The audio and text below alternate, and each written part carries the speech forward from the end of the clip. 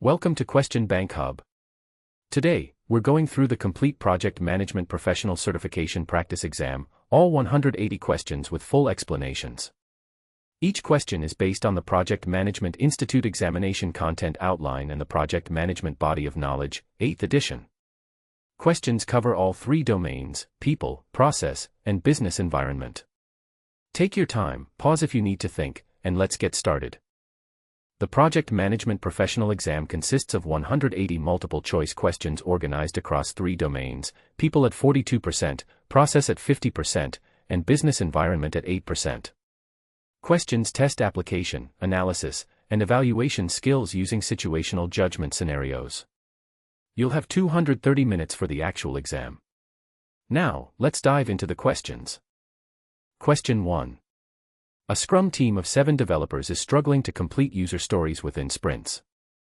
Analysis shows that the team has strong coding skills but lacks testing and DevOps capabilities.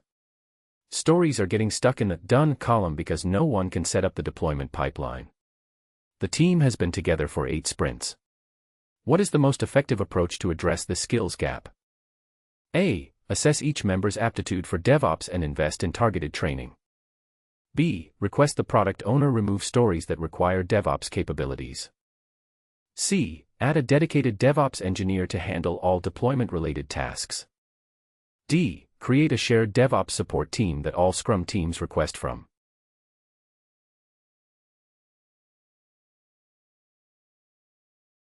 The correct option is A.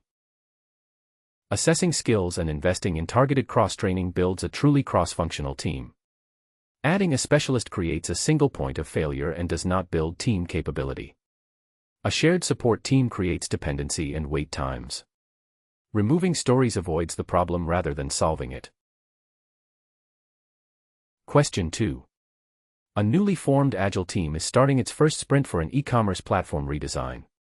The product owner has created a product roadmap and backlog, but team members come from different departments and have never worked together. Some team members are unsure how their individual skills contribute to the overall product goal. What should the Scrum Master do? A. Facilitate product vision session. B. Postpone work for domain training. C. Assign tasks based on expertise. D. Simplify the product backlog.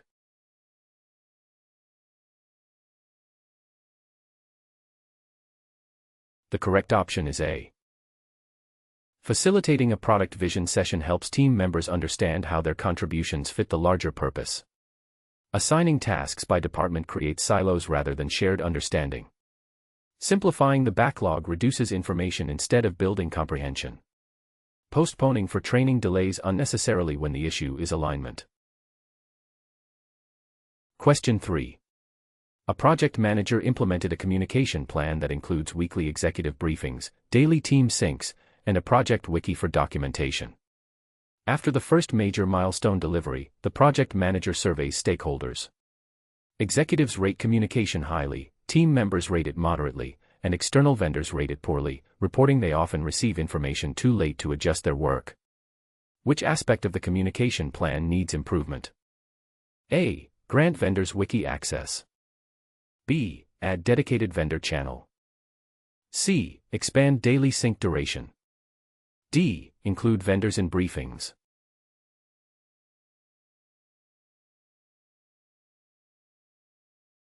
The correct option is B.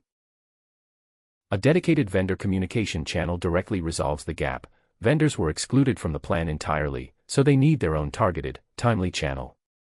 Including vendors in executive briefings mixes different audience needs. Longer syncs do not address vendor communication, and wiki access is passive and may not deliver the timely alerts vendors require. Question 4. A project manager estimates a testing phase using program evaluation and review technique. 3 experts provide: optimistic 10 days, most likely 15 days, pessimistic 26 days. The project manager needs a schedule with one standard deviation of confidence. What is the program evaluation and review technique estimate and range? A. Program evaluation and review technique estimate is 17 days calculated using the simple average of all 3 estimates. B. Program evaluation and review technique estimate is 16 days with a 1 sigma range of 13.3 to 18.7 days. C. Program evaluation and review technique estimate is 20 days using a weighted average emphasizing the pessimistic value. D. Program evaluation and review technique estimate is 15 days since the most likely value should be the primary basis.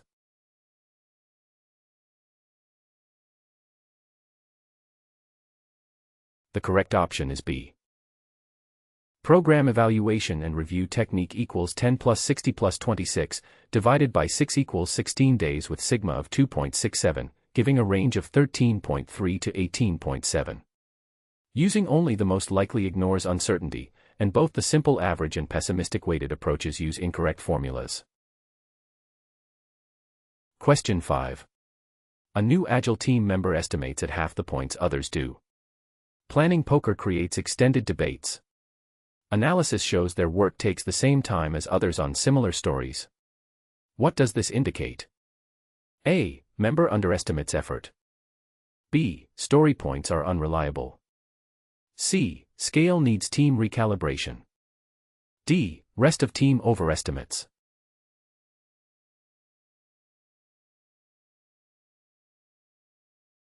The correct option is C. Same delivery time despite different estimates means the point scale is not calibrated across the team. Coaching assumes the new member is wrong when it is a calibration issue, abandoning story points loses relative estimation benefits, and declaring one person correct oversimplifies. Question 6. A project manager sends one weekly report to 12 stakeholders across 4 departments with different information needs. Several say they cannot find relevant information. What should the project manager do? A. Schedule individual meetings. B. Create a unified dashboard. C. Develop tailored artifacts. D. Create custom filtered views.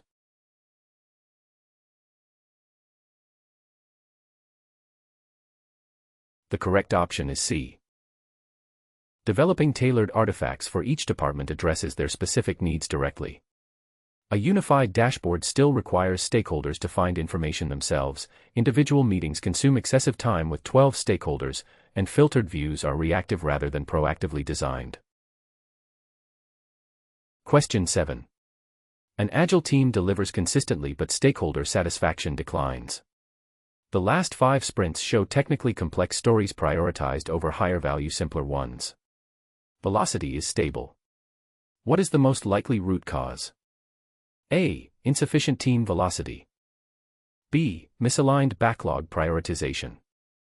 C. Excessive sprint duration. D. Unrealistic stakeholder expectations.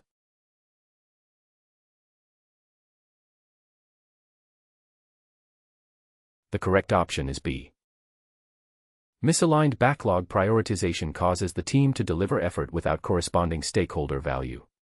The backlog ordering favors technical complexity over business impact. Velocity is stable so throughput is not the issue, and the root cause is prioritization, not expectations. Question 8. A project manager identifies a positive risk, opportunity. A new technology could reduce the testing phase from 6 weeks to 2 weeks if adopted. The technology is proven in similar projects. Adoption requires a $20,000 investment and 2 weeks of team training. The testing phase cost is budgeted at $120,000. What risk response should the project manager recommend? A. Share the opportunity by partnering with the technology vendor to split the implementation costs. B. Accept the opportunity passively and adopt the technology only if the testing phase encounters problems.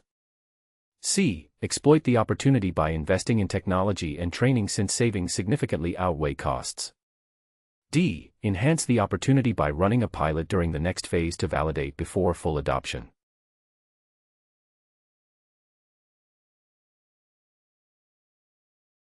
The correct option is C. Exploiting ensures the opportunity is realized. Invest $20,000 to save $80,000 in testing costs for a net benefit of $60,000. Sharing unnecessarily splits benefits. A pilot delays savings when the technology is proven, and passive acceptance risks missing the opportunity entirely. Question 9. A project manager is working on a construction project in a region with strict worker safety regulations. The project schedule is tight. A team lead proposes skipping a mandated safety inspection to save 3 days on the critical path. The team lead argues the work area was informally inspected by the team and appears safe. What should the project manager do? A. Proceed with concurrent inspection. B. Accept the informal inspection. C. Refuse and explore alternatives. D. Escalate to the sponsor.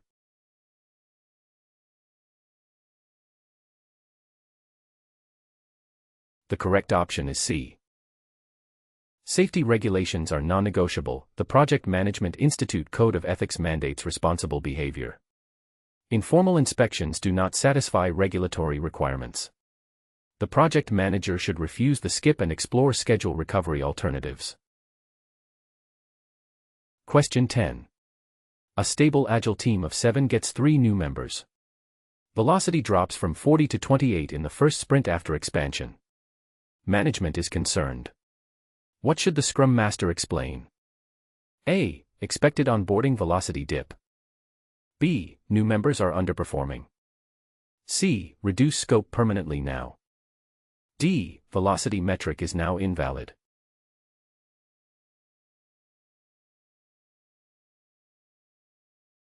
The correct option is A.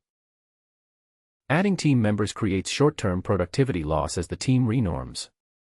Blaming new members ignores the natural onboarding cost, abandoning velocity discards a valuable metric when recalibration is sufficient, and permanent scope reduction is premature since the team should recover. Question 11. An agile team is building a product that integrates with a third-party payment gateway. The gateway provider announces they will deprecate their current application programming interface in 6 months and release a new version with breaking changes. The team has 4 months of development remaining.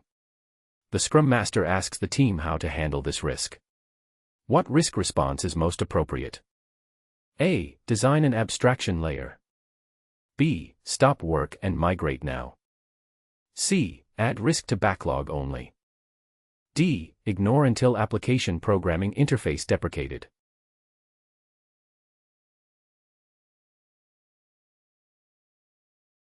The correct option is A. An abstraction layer mitigates the breaking change risk while allowing current development to continue.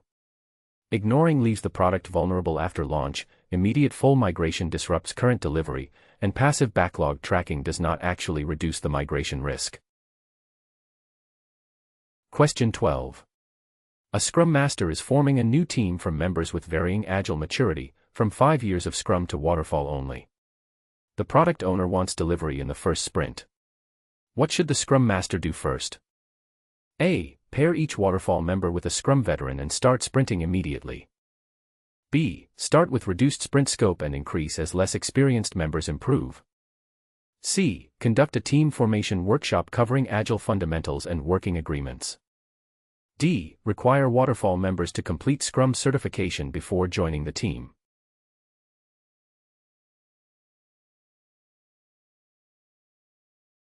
The correct option is C. A formation workshop establishes a shared baseline and team agreements, which is essential for a new team with varying maturity levels. Immediate pairing skips foundational alignment. Requiring certification delays team formation unnecessarily. Reduced scope does not build the shared understanding needed for effective collaboration. Question 13. A predictive subteam meets milestones while the Agile subteam carries over stories, using the same key performance indicator, % planned work completed. What most likely explains the gap? A. Needs estimation training. B. Poor backlog prioritization. C. Inappropriate Agile KPIs. D. Better predictive performers.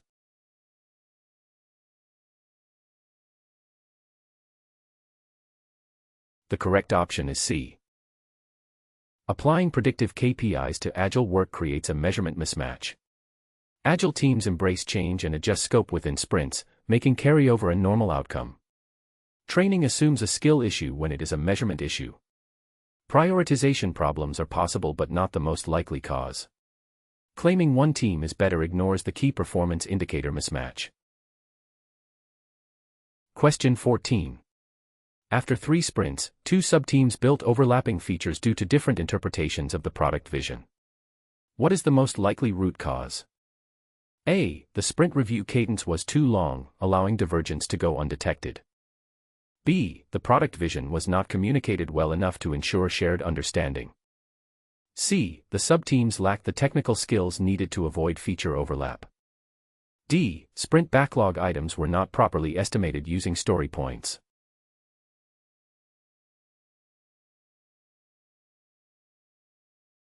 The correct option is B.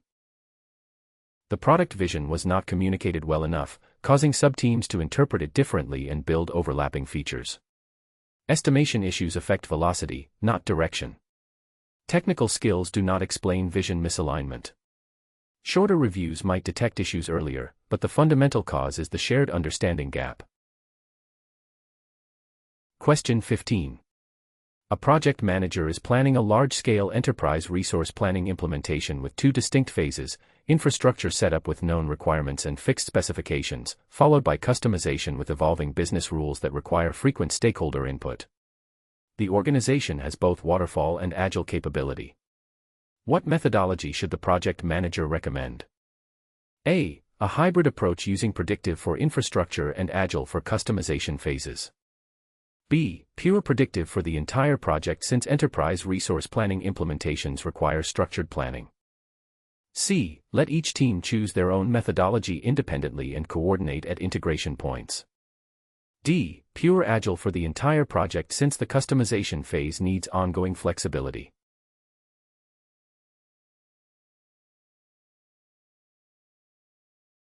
The correct option is A.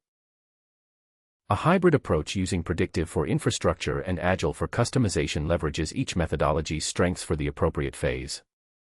Pure predictive constrains the customization phase, pure agile adds unnecessary overhead to well-defined infrastructure work, and independent methodology choice creates coordination risks.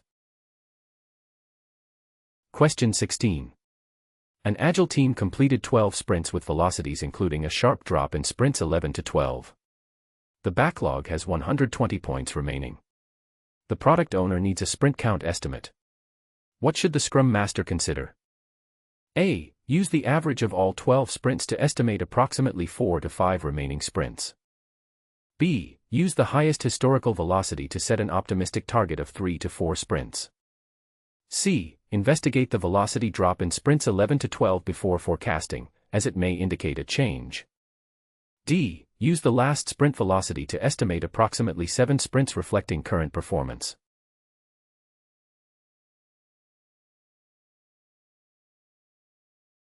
The correct option is C. The dramatic velocity drop is anomalous and needs investigation before forecasting. A simple average dilutes the signal, only the last sprint may overreact to a temporary issue, and the highest velocity is unrealistically optimistic. Question 17. A supply chain system was built over 12 months without adapting to a geopolitical disruption of global shipping routes. It launched on time but is optimized for pre-disruption conditions. What evaluation is most accurate? A. The system should be accepted as is and a new project initiated for updates. B. The project failed to continuously adapt its design to the changing business context. C. Geopolitical events are unforeseeable and the team cannot be expected to redesign. D. The project succeeded because it met original scope, schedule, and budget requirements.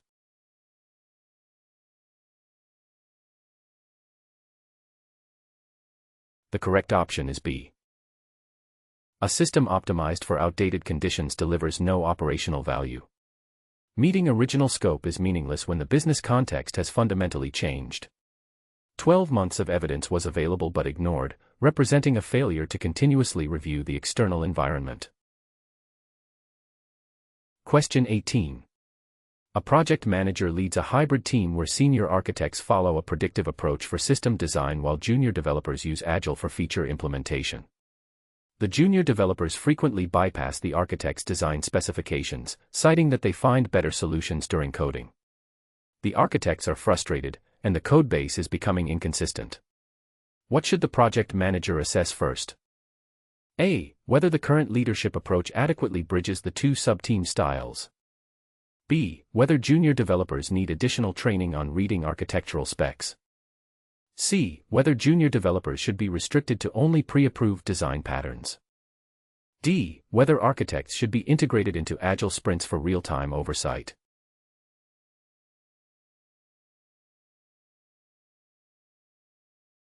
The correct option is A. The project manager should assess whether their leadership approach bridges the gap between the two sub-teams. In hybrid projects, this means connecting different working styles. Training assumes a skill gap rather than a coordination issue. Real-time oversight creates bottlenecks. Restricting developers limits the adaptive advantage of agile methods. Question 19. A project completed 2 weeks late despite 15 days of original float. Analysis reveals the project manager tracked only the critical path. 2 near-critical activities consumed their minimal float and created a new critical path. Which practice would have most likely prevented this? A. Monitor near-critical paths. B. Add more schedule buffer. C. Conduct daily path reviews. D. Apply resource leveling broadly.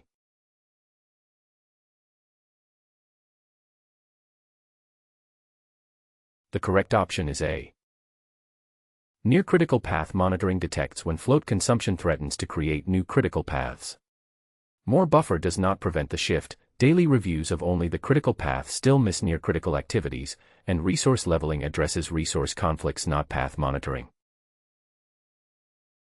Question 20. A project manager receives an urgent change request from the Chief Executive Officer to add a new feature to the product before a major trade show in 4 weeks. The Change Control Board does not meet for 2 weeks. The feature would require diverting resources from the critical path. The project manager has authority to approve minor changes, but this request affects scope, schedule, and budget. What should the project manager do? A. Reject and await Change Control Board. B. Request Emergency Change Control Board session. C. Approve using minor authority. D. Implement and classify minor.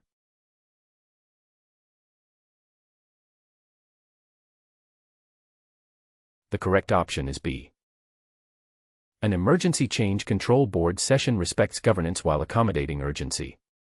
Approving beyond authority violates governance regardless of who requested it. Waiting 2 weeks does not address the 4-week deadline, and misclassifying the change creates an audit risk. Question 21. An Agile team is developing a healthcare application. The compliance officer attends every sprint review and approves each increment before deployment. Despite this, an external audit finds 3 compliance violations in the deployed product. The compliance officer reviewed all features individually but did not test cross-feature compliance interactions. What compliance management practice is missing? A. The development team should be solely responsible for compliance verification. B. Verification tests individual features but misses system-level compliance interactions entirely. C. The external audit should be conducted more frequently to catch violations. D. The compliance officer should attend daily stand-ups to catch issues earlier.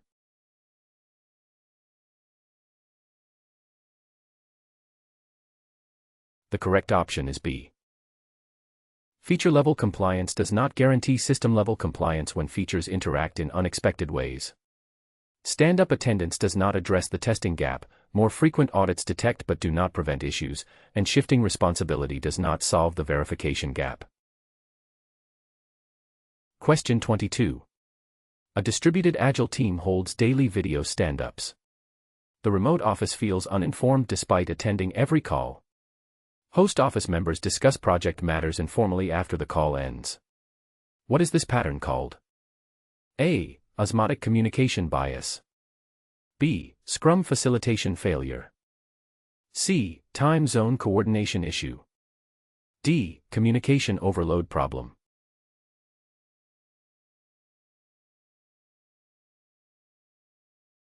The correct option is A. Osmotic communication is the natural information absorption through physical proximity. Co-located members gain information through hallway talks that remote members miss. Communication overload is the opposite problem, preventing discussions is counterproductive, and time zones are not the issue. Question 23. A key developer who solely understands the critical authentication module is resigning in 2 weeks with 4 sprints remaining. What should the Scrum Master do first? A. Request management offer a retention bonus to keep the developer on. B. Have the departing developer write comprehensive technical documentation now. C. Immediately pair the departing developer with a teammate for knowledge transfer. D. Reassign the authentication module to an external contractor for maintenance.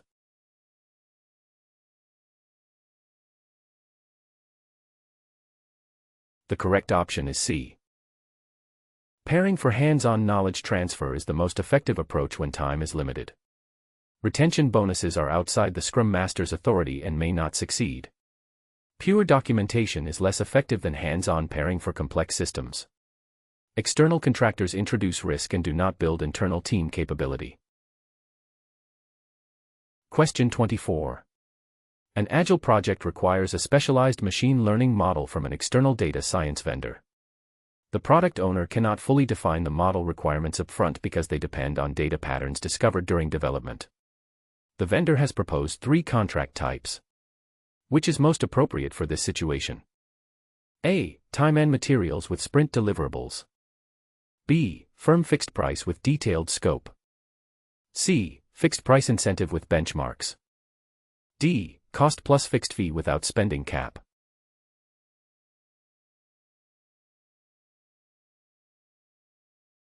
The correct option is A. A time and materials contract with sprint deliverables suits evolving machine learning requirements by allowing iterative discovery with spending controls. Fixed price penalizes changing requirements, incentive fee requires upfront benchmarks that cannot be defined, and cost plus without a cap exposes the project to unlimited spending. Question 25. A Scrum team has a new member who joined 2 sprints ago. The new member's code contributions consistently require significant rework during code reviews. The team is patient but velocity has been impacted. The new member is eager to learn and asks many questions. What should the Scrum Master recommend to support this situation? A. Pair the new member with a senior developer while adjusting capacity. B. Reduce sprint scope so the learning curve does not affect delivery. C. Assign only simple tasks until they demonstrate sufficient skill level. D. Remove the new member until they meet the code quality standards.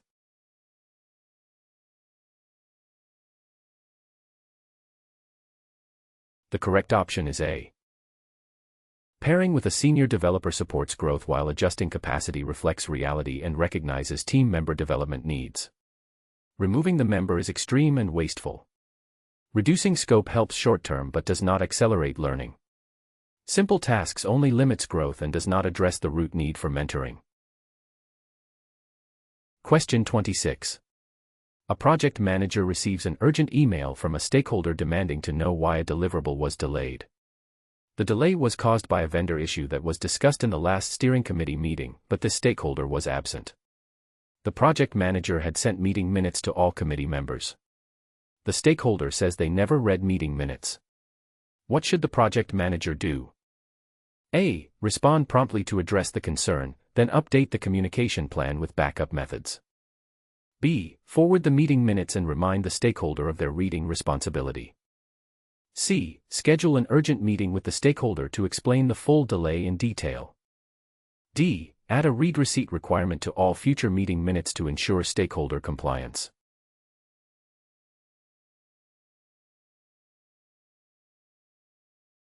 The correct option is A. Addressing the immediate concern shows responsiveness while updating the plan prevents recurrence.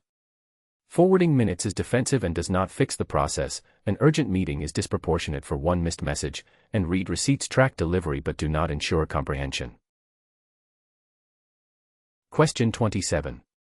An Agile project team needs to procure cloud infrastructure services. The team's requirements are likely to change significantly as they learn more during development sprints. The procurement department insists on a fixed-price contract for budget predictability. The vendor is willing to offer either a fixed price or time and materials contract. What should the project manager recommend? A. Recommend time and materials with ceiling. B. Accept the fixed price contract.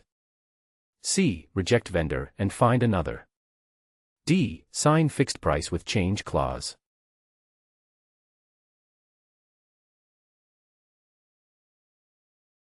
The correct option is A. Recommending time and materials with a ceiling balances agile flexibility with budget predictability. A fixed price contract penalizes changing requirements inherent in agile. Rejecting the vendor is unnecessary when they offer time and materials, and unlimited changes at no cost is unrealistic. Question 28. Activity F has early start equals day 15, early finish equals day 19, late start equals day 20, late finish equals day 24. The required specialist is only available day 15 to day 19. What should the project manager do? A. Schedule at early start. B. Schedule at late start. C. Split into two parts. D. Request extended availability.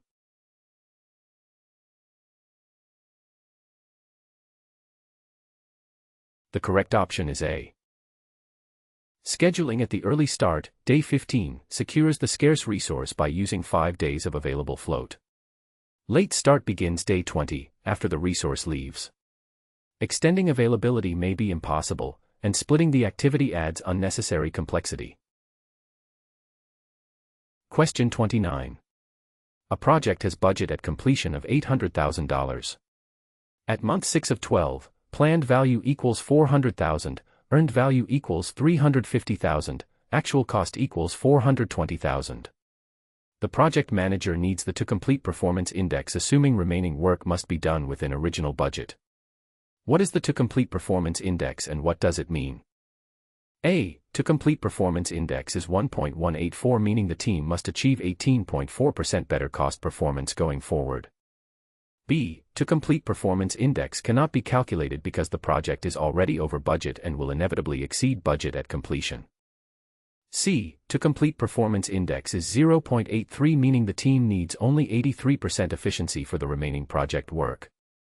D. To-complete performance index is 1.05, meaning a slight improvement in cost performance is needed to finish within budget.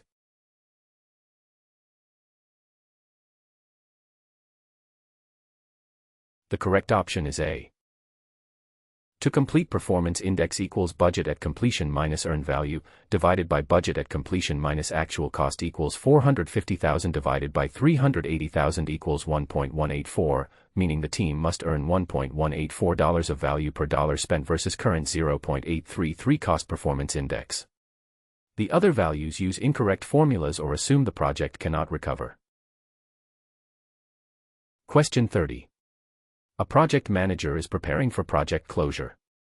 The operations team that will maintain the delivered system expresses concern that they are not ready to take ownership.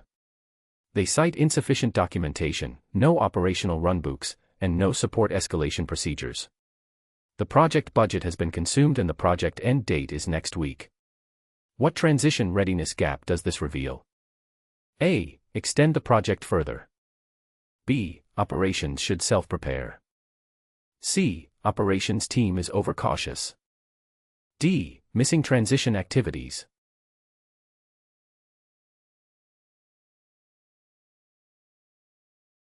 The correct option is D.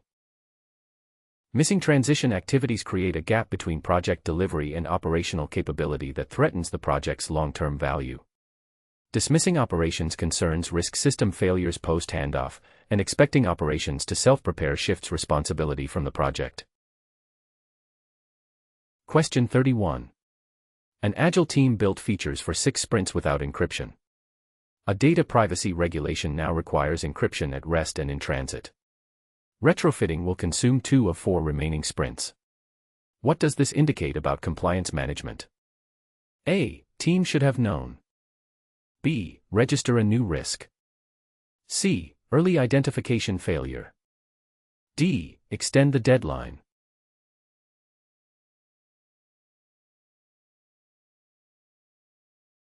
The correct option is C. This is an early identification failure. Compliance requirements should have been identified at initiation but were missed, creating avoidable technical debt. Treating it as a new risk mischaracterizes a requirements gap, and extending the deadline addresses symptoms rather than root cause. Question 32. A project manager conducted stakeholder analysis at project initiation and has not updated it since. The project is now 70% complete.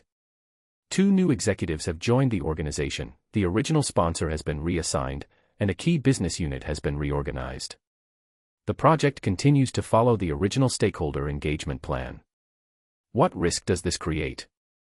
A. Loss of organizational support. B. Overspend on outdated activities. C. Outdated audit documentation. D. Unnecessary executive scope changes.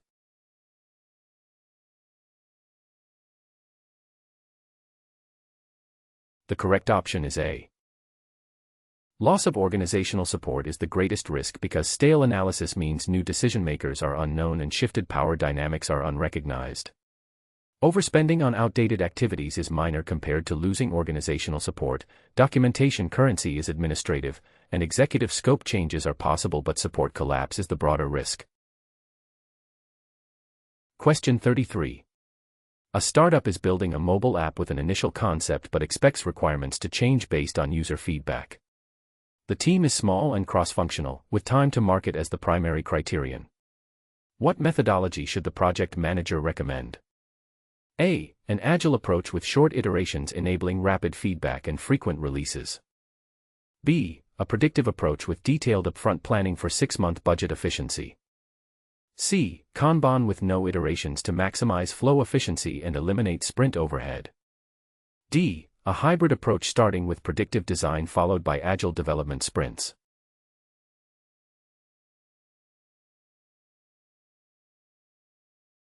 The correct option is A. Evolving requirements, need for rapid feedback, a small cross-functional team, and time to market priority are textbook agile indicators. Predictive is too rigid for evolving requirements, hybrid adds upfront overhead when time is critical, and pure Kanban lacks the structured feedback cycles a startup needs. Question 34. In a hybrid project, the agile development team and the predictive operations team share a common deployment environment. The development team deploys code frequently, which occasionally disrupts operations testing. The operations team wants a fixed deployment window while the development team insists on continuous deployment. Both teams report to different functional managers. What type of conflict is this? A. A values conflict where the teams hold fundamentally incompatible quality beliefs. B. An interpersonal conflict driven by personality differences between team leads. C. A process conflict from competing workflow needs for a shared deployment resource. D. A resource conflict caused by inadequate infrastructure investment and capacity.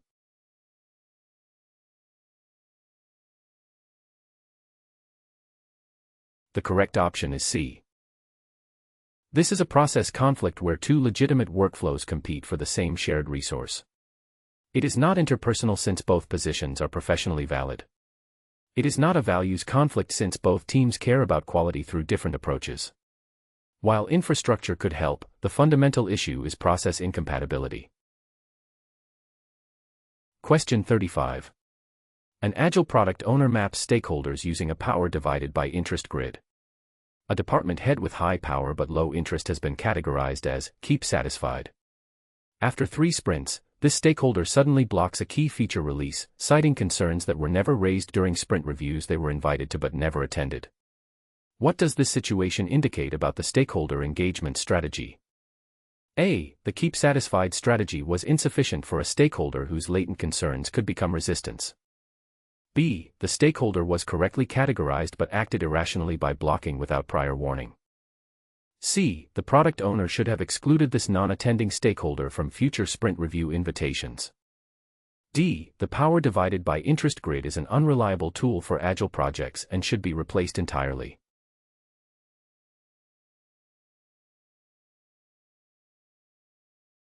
The correct option is A.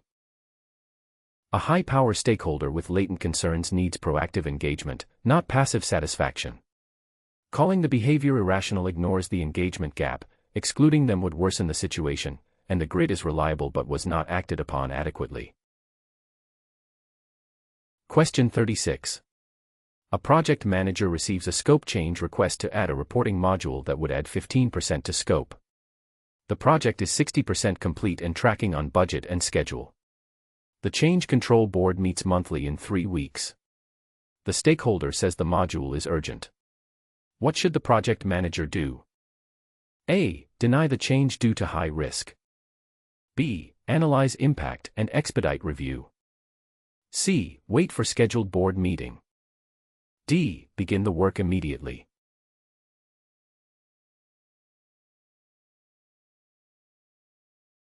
The correct option is B. Impact analysis provides data for decisions while an expedited review respects urgency. Starting without approval violates change control, automatic denial ignores potential business value, and waiting 3 weeks does not address the stated urgency. Question 37. 2 executives on the steering committee disagree on the primary success metric, causing 3 weeks of contradictory direction. Which approach best resolves this while maintaining relationships?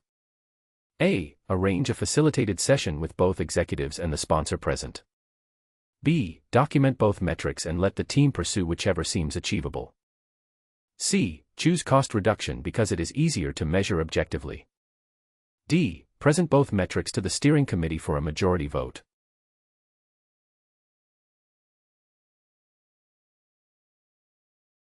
The correct option is A. A facilitated session with key stakeholders and sponsor directly builds consensus on the project vision. Pursuing both without resolution perpetuates confusion. Choosing one unilaterally ignores the other perspective. A majority vote creates winners and losers rather than genuine alignment. Question 38. An agile project is being cancelled by the sponsor due to a strategic pivot. The product has working features that are currently being used by internal beta testers. The team is demoralized by the cancellation. The sponsor says to stop all work immediately. What should the project manager do regarding closure? A. Ask the beta users to petition the sponsor to reverse the cancellation decision.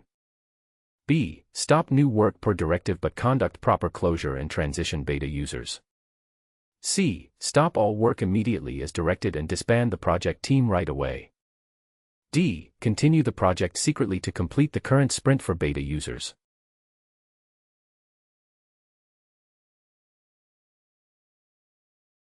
The correct option is B. Proper closure preserves organizational knowledge and manages stakeholder transitions, even for cancelled projects. Immediate disbandment loses knowledge and abandons beta users, secret continuation violates governance, and petitioning undermines the strategic decision. Question 39. A project at 40% completion has cost performance index of 0.85, schedule performance index of 1.10, and budget at completion of $500,000. The sponsor asks for the estimate at completion assuming current cost performance continues. What is the estimate at completion and what does it indicate?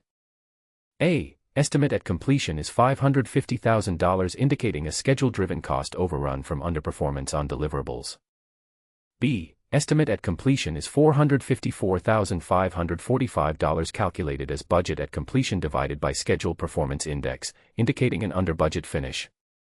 C. Estimate at completion is approximately $588,235 indicating an 18% budget overrun at current cost performance. D. Estimate at completion is $500,000 because management reserve will cover any cost overruns during execution.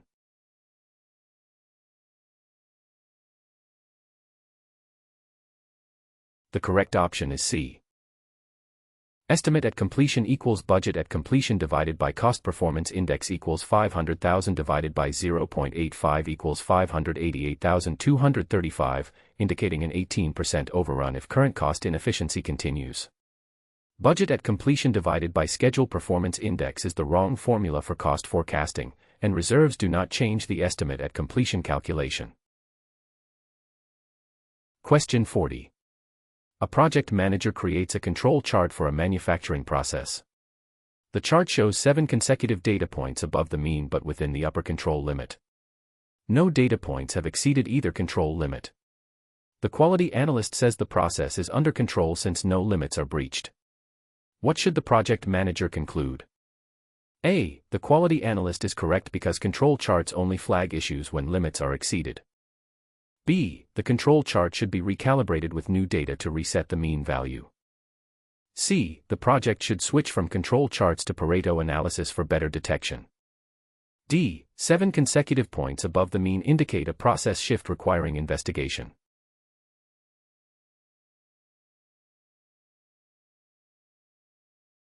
The correct option is D. The rule of 7 states that 7 consecutive points on one side of the mean indicate a non-random process shift requiring investigation. Only flagging limit breaches misses this statistical signal, recalibrating hides the shift, and switching tools discards the chart's valid warning. Question 41. A project manager has been assigned to a regulatory compliance project spanning 3 countries. Each regional team has different regulatory frameworks and business practices. The project manager needs to establish a unified project direction.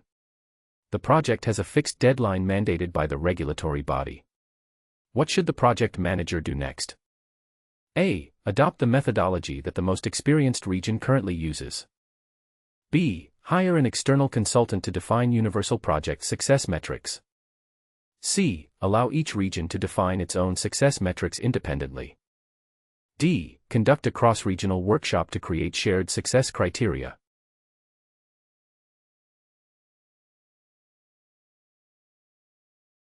The correct option is D. A cross-regional workshop builds shared understanding while respecting regional differences. Independent approaches create fragmentation and integration risk. Adopting one region's framework ignores the other's valid requirements. An external consultant without team involvement bypasses the collaborative vision building that creates genuine alignment. Question 42. Communications are 95% delivered on time, but only 40% of stakeholders understand the project status. Formal written reports are the primary channel for complex technical integrations. What does this indicate? A 40% comprehension rate is acceptable for complex technical projects requiring no changes. B. The communication method delivers reliably but the format fails to achieve audience understanding. C. Increasing communication frequency from quarterly to monthly will improve stakeholder comprehension levels. D. The delivery rate proves effectiveness and stakeholders need training on technical report reading.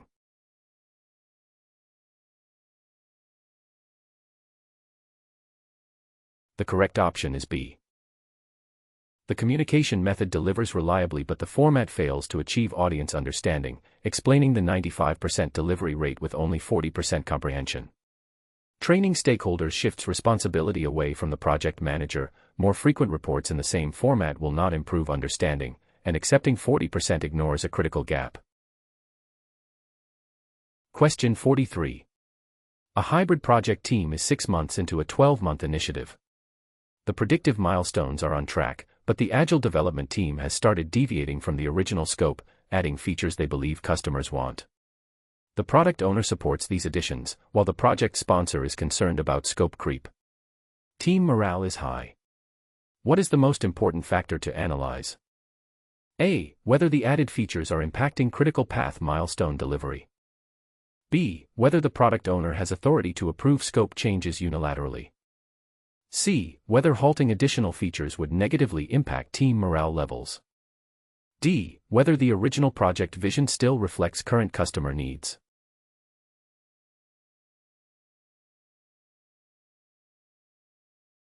The correct option is D. The core issue is whether the project vision still reflects reality. If customer needs have evolved, the vision may need formal realignment rather than treating additions as unauthorized scope creep.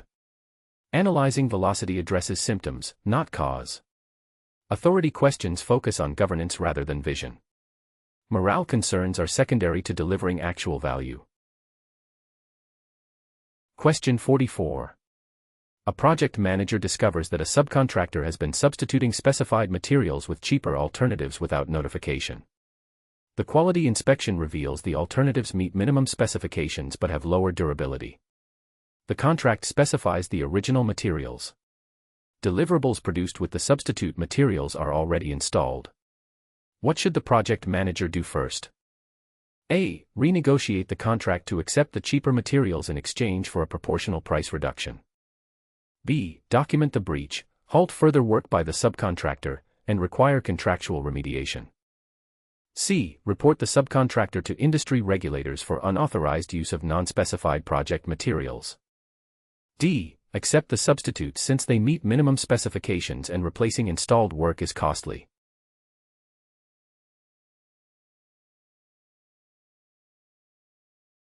The correct option is B. Unauthorized material substitution is a contract breach requiring formal documentation and corrective action. Accepting sets a precedent for future unauthorized changes, renegotiating rewards the breach, and reporting to regulators may be warranted later, but the first action should address the contractual violation directly. Question 45. A classified project needs 8 members but only 4 have security clearance. New clearances take 4 to 6 months. The 6-month timeline is non-negotiable. Which strategy is best? A. Phase work by clearance. B. Request 4-month delay. C. Reduce scope for 4. D. Staff only cleared personnel.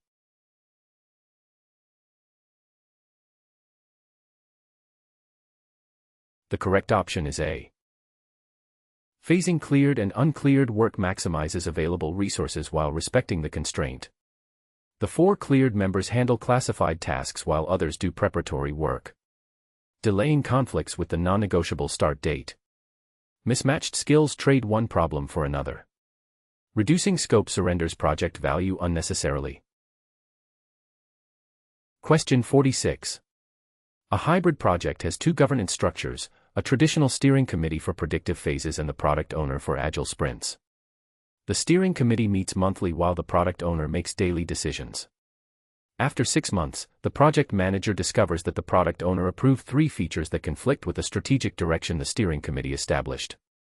Neither body was aware of the other's decisions. Which evaluation best describes the governance failure? A. The steering committee should have met weekly instead of monthly meetings. B. The product owner should have communicated with the steering committee regularly. C. Governance lacked defined integration points between the 2 decision structures. D. Each body should have had formal authority over all project decisions.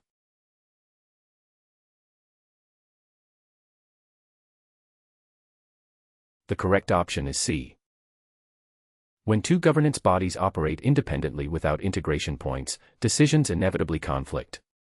The root cause is structural. Governance design must define how parallel authority structures coordinate on shared concerns. Question 47. A hybrid project team includes experienced contractors who are experts in their domain but unfamiliar with the organization's processes. The project manager observes that the contractors frequently ask internal team members for approval on routine decisions, slowing progress. The contractors report they are unsure of their decision-making boundaries. What should the project manager do? A. Define clear decision authority. B. Restrict to non-critical tasks. C. Assign permanent internal buddies.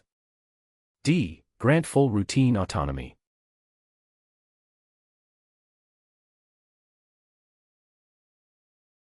The correct option is A. Defining clear decision authority directly addresses the ambiguity causing delays. Buddy systems maintain the dependency instead of resolving it. Blanket autonomy may lead to decisions outside contractor knowledge. Restricting to non-critical tasks underutilizes expert contractors and does not solve the authority confusion. Question 48. An agile team is building an e-commerce platform. A new technology, augmented reality product visualization, has become mainstream in the industry during the project. Competitors are launching augmented reality features. The product roadmap does not include augmented reality. The product owner wants to add augmented reality to the backlog, but the team has no augmented reality expertise. What external change analysis should the project manager facilitate? A. The team should immediately begin learning augmented reality development to stay competitive. B. Add augmented reality as a low-priority backlog item and revisit after the current release. C. Augmented reality should be rejected outright since the team lacks expertise and original scope. D. Evaluate business impact of augmented reality adoption versus cost, timeline, and competitive positioning.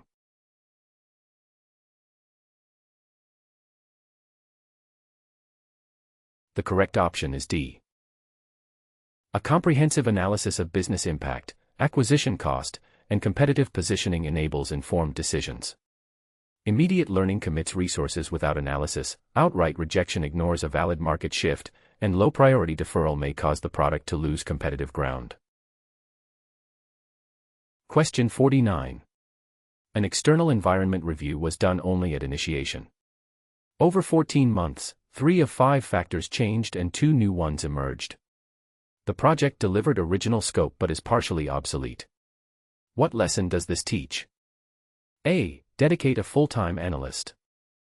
B. Reviews must be continuous. C. PMs cannot monitor externally. D. More thorough initiation needed.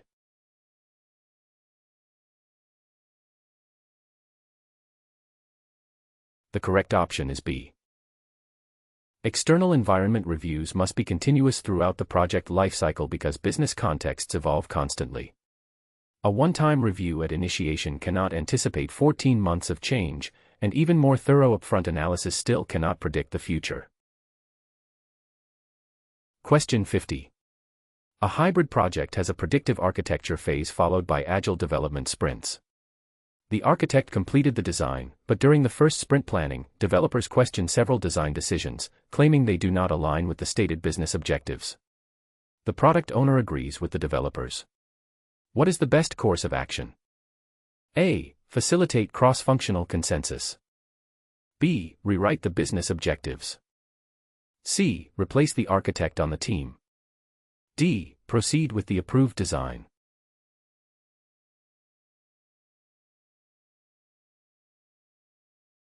The correct option is A.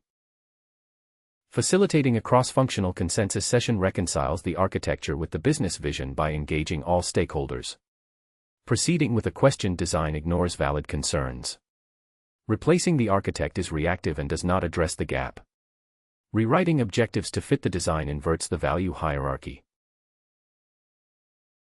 Question 51. A government website launched on time but failed 3 of 12 accessibility criteria.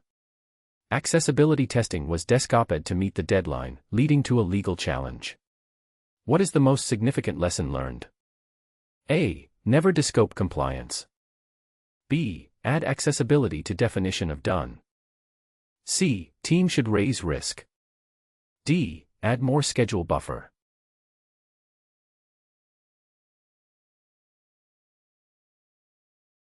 The correct option is A. Mandatory compliance requirements must never be desktop-ed regardless of schedule pressure. The legal consequences of non-compliance far outweigh any schedule delay. Buffer and process improvements are secondary to the principle of compliance non-negotiability. Question 52. 2 new members join mid-project while the team is busy with sprint work and the product owner is unavailable. What onboarding approach should the Scrum Master use? A. Assign simple bug fixes. B. Assign independent wiki reading. C. Create structured onboarding plan. D. Delay until sprint ends.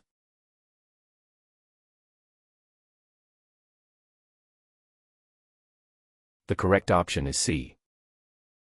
Creating a structured onboarding plan with pair programming rotations and recorded walkthroughs maximizes learning despite time constraints. Self-study alone is insufficient for complex team environments. Delaying wastes time when structured onboarding can work in parallel.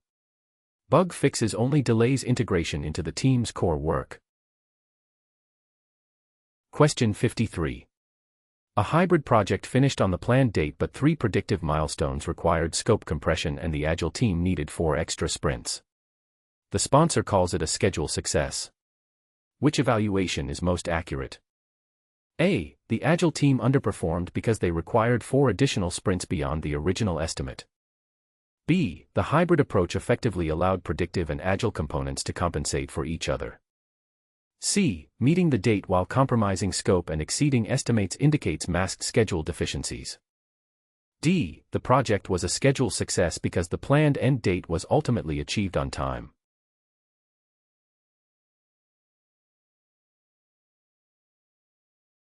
The correct option is C. Meeting the end date while compressing scope and exceeding estimates indicates issues that cancelled out. End date alone ignores scope and estimation accuracy, blaming only Agile ignores predictive scope cuts, and calling it effective flexibility normalizes compensating failures. Question 54. Team performance drops whenever the project manager is absent even briefly, with tasks stalling and decisions deferred after 8 months together. What does this pattern indicate? A. Team is still in forming stage. B. Insufficient team commitment. C. Missing responsible accountable consulted informed matrix definition. D. Excessive leadership dependency.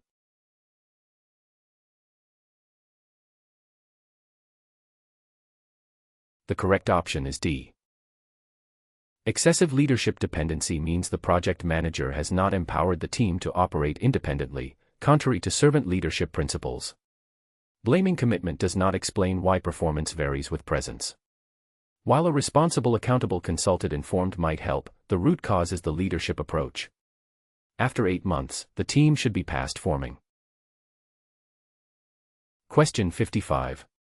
A construction project risk, foundation soil may be unstable. Geotechnical testing costs $30,000 and takes 2 weeks. If unstable, 30% chance, pilings add $500,000. Without testing, discovery during excavation costs $700,000 in rework. What is the best risk response? A. Transfer the risk to the subcontractor through a fixed-price foundation contract. B. Avoid the risk entirely by selecting a different site with known stable soil. C. Accept the risk because there is a 70% chance the soil is stable. D. Mitigate by testing for $30,000, avoiding potential $200,000 in additional rework.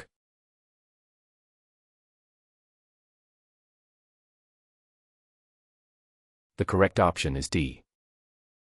Expected monetary value without testing is $210,000 versus $180,000 with testing, saving $30,000 in expected value. Acceptance ignores a cost-effective mitigation, and transfer shifts cost but the subcontractor will price in the risk. Question 56. A project management office requires standardized governance templates for all projects. An Agile team fills them out minimally, treating them as a compliance exercise. What does this situation indicate? A. The templates are functioning as intended since the team still completes them. B. The project management office should exempt Agile projects from all governance requirements entirely. C. The governance framework was not tailored to accommodate different delivery approaches. D. The Agile team is being unprofessional about governance requirements overall.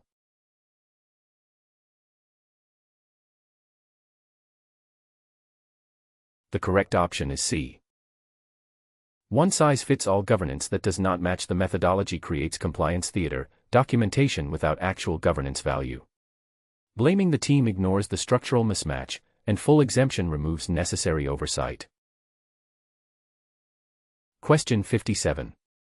A predictive payroll project is halfway done when the current vendor announces end of life in 4 months. The new system needs 6 more months. The organization cannot operate without payroll. What should the project manager do? A. Request an extension of the current vendor support contract to complete the full project. B. Add resources to compress the remaining 6 months of work into the 4-month deadline. C. Identify minimum viable payroll functions and prioritize them for the 4-month window. D. Recommend a temporary third-party payroll solution while continuing at the current pace.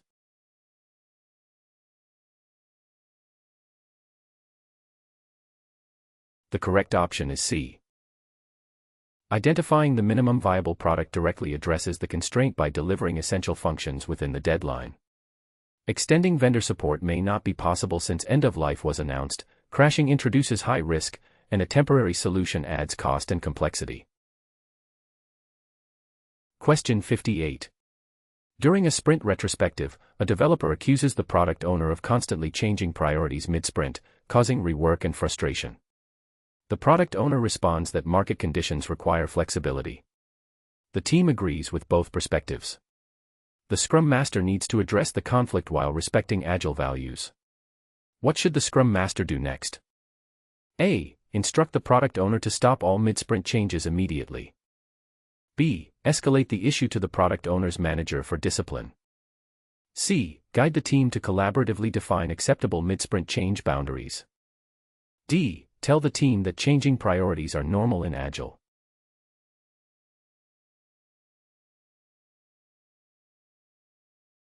The correct option is C. Collaboratively defining boundaries respects both the need for market responsiveness and sprint stability. Forbidding all changes ignores legitimate business needs. Dismissing the team's frustration suppresses the conflict. Escalating to management bypasses the team's self-organizing capability and servant leadership principles. Question 59. A previously high-performing team member missed 2 consecutive deadlines without communicating issues. The project manager has not given feedback in 6 months. What should the project manager do first? A. Reassign their critical deliverables. B. Add schedule buffer time for delays. C. Escalate to their functional manager. D. Schedule private performance conversation.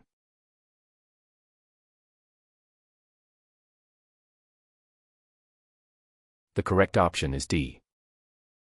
Scheduling a private performance conversation to understand root cause aligns with providing appropriate feedback.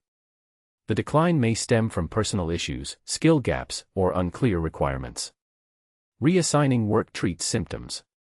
Escalating is premature without direct discussion. Adding buffer does not resolve the underlying issue. Question 60. An organization runs multiple Agile teams on the same product. Each team has developed its own practices and conventions over time. When team members rotate between teams, they report significant adjustment periods. The Scrum Masters from all teams meet to discuss knowledge sharing. 3 options are proposed. Which option best balances knowledge transfer with team autonomy? A. Standardize all practices. B. Stop member rotations. C. Create shared knowledge base. D. Accept adjustment cost.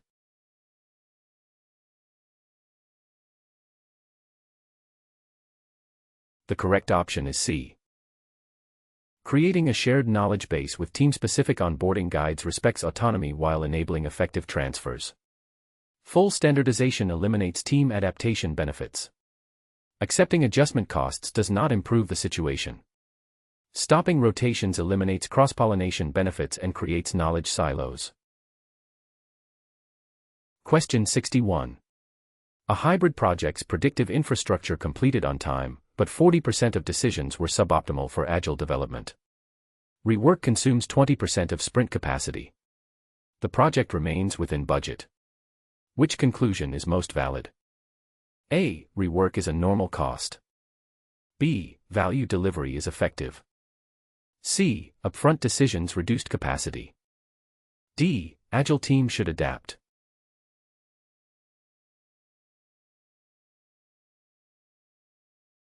The correct option is C. Suboptimal upfront decisions directly reduced sprint capacity by consuming 20% on infrastructure rework. Being within budget ignores opportunity cost, normalizing rework avoids learning from the failure, and expecting the Agile team to work around poor infrastructure perpetuates the problem. Question 62. 4 regional offices are consolidating into one headquarters. Human Resources reports 35% of employees may not relocate, risking talent drain. The project plan has no retention or transition activities. What should the project manager do? A. Let Human Resources handle separately. B. Delay until Human Resources strategizes. C. Offer blanket relocation bonuses. D. Expand scope for transitions.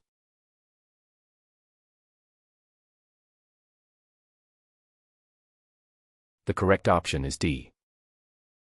Expanding scope to include organizational transition planning integrates the people dimension into the project. A 35% talent drain directly threatens the consolidation's success and cannot be treated as a separate human resources matter or solved with a single tactic like bonuses. Question 63. An 8-person Agile team has split into factions over testing framework choice for 2 sprints, dropping productivity 30%. Both frameworks meet technical needs. What resolution should the Scrum Master recommend next?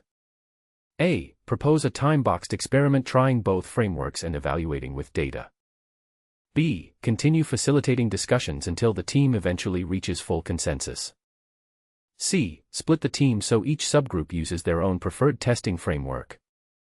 D. Override the debate and select the framework with the larger community base.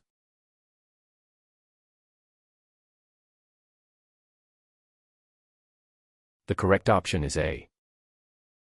A time-boxed experiment converts opinion-based conflict into evidence-based decision-making, aligned with agile empiricism. Continuing unproductive discussions has already failed after 3 attempts. Overriding the team violates self-organization principles. Splitting the team creates unnecessary complexity without resolving the underlying conflict. Question 64. An agile project uses earned value management with budget at completion $400,000. After sprint 8 of 16, cost performance index is 0.917 and schedule performance index is 1.10 with 55% of the backlog complete. Which financial interpretation is most accurate? A. Cost performance index is close enough overall. B. Earned value management is inapplicable here. C. Ahead but overspending per unit. D. Schedule advantage offsets costs.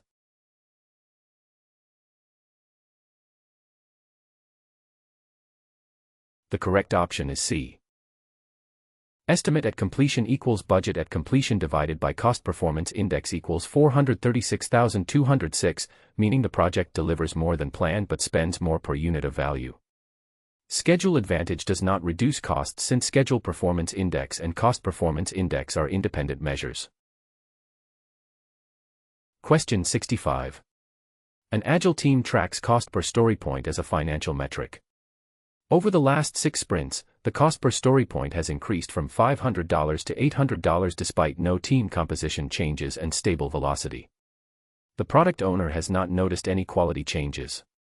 What should the project manager investigate as the most likely cause? A. Increased external cost factors. B. Decreased team productivity levels. C. Gold plating beyond requirements. D. Inflated story point estimates.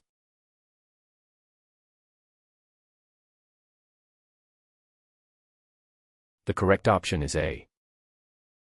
If velocity and quality are stable but cost per point increased, the likely cause is external costs like infrastructure or licensing. Gold plating would show in quality or scope changes, inflated estimates would decrease velocity, and productivity decrease contradicts stable velocity data. Question 66. A team lead with delegated change authority approved 12 sound changes, but 3 slightly exceeded the defined threshold. What should the project manager assess? A. Remove decision authority. B. Re-review all changes.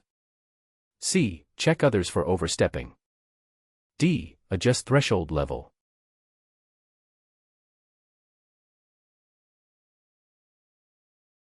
The correct option is D. Adjusting the threshold level is correct because the boundary may be misaligned with reality. A capable person consistently exceeding a boundary with good results signals the limit needs recalibration.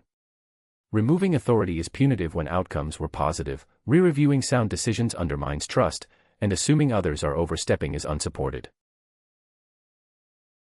Question 67. A project manager discovers that 3 team members are shared with another project and are only available 50% of the time instead of the planned 100%. The project schedule was built assuming full-time availability. The critical path has no float remaining. What should the project manager do first? A. Reassign all critical path work to fully available team members regardless of their skill match. B. Quantify the schedule impact of reduced availability and negotiate for full-time allocation options. C. Ask the 3 team members to work overtime to maintain their effective full-time project contribution. D. Extend the project deadline proportionally to account for the 50% resource reduction overall.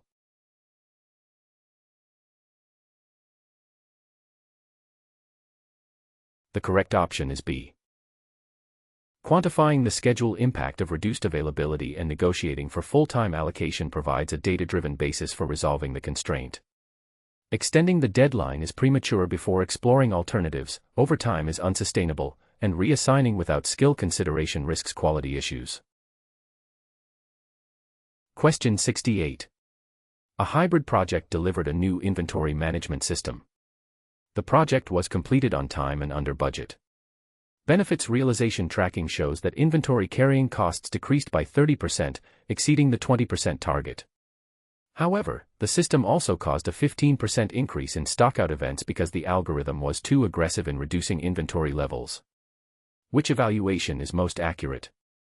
A. The target benefit was achieved but created an unintended negative consequence overall. B. The project should be reopened to fix the stockout issue and restore balance.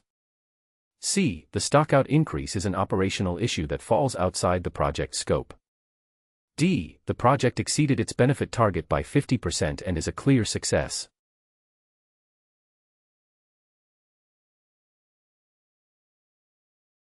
The correct option is A.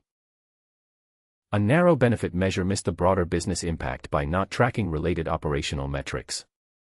Celebrating a single metric ignores the negative consequence, and calling stockouts operational disconnects the project from its full business impact. Question 69. An Agile team's shared messaging channel has 10,000 messages after 4 months. Important updates get buried and critical decisions are sometimes contradicted because members missed the original discussion. What does this indicate? A. The team needs a dedicated coordinator to summarize important messages each day. B. The messaging tool is inadequate and should be replaced with a more sophisticated platform. C. The team should switch entirely to face-to-face communication to reduce message overload. D. The team lacks structured communication that separates decision channels from discussion channels.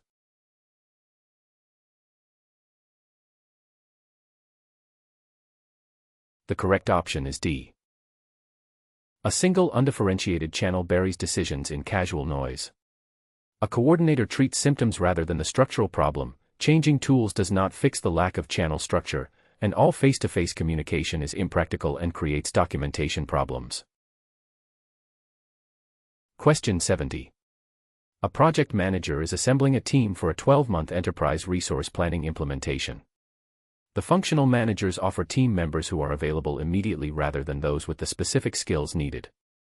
The project manager has identified a significant gap in database migration expertise. The project start date is in 3 weeks. What should the project manager do first? A. Accept and train available. B. Document gap, negotiate formally. C. Hire external consultant. D. Delay until skilled available.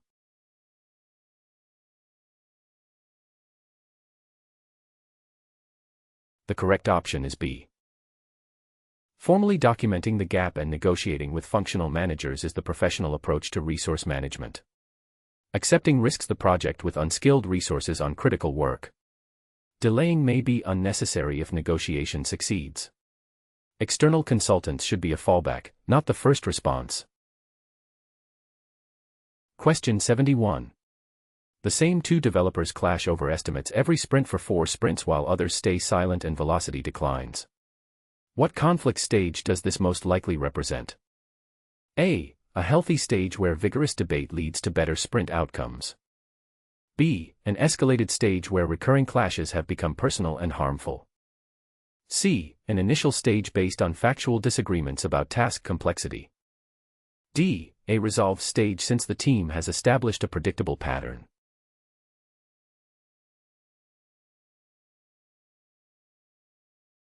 The correct option is B. Recurring personal clashes over 4 sprints with declining velocity and silent bystanders indicate the conflict has escalated beyond healthy disagreement. A factual disagreement would not persist across 4 sprints. Declining velocity proves this is not healthy debate. A predictable pattern of conflict is not resolution. Question 72.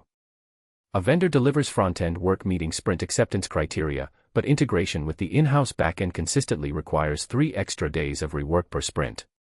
What procurement issue does this reveal? A. Integration standards were omitted. B. Backend should accommodate vendor. C. Vendor is underperforming technically. D. Sprint contracts are incompatible.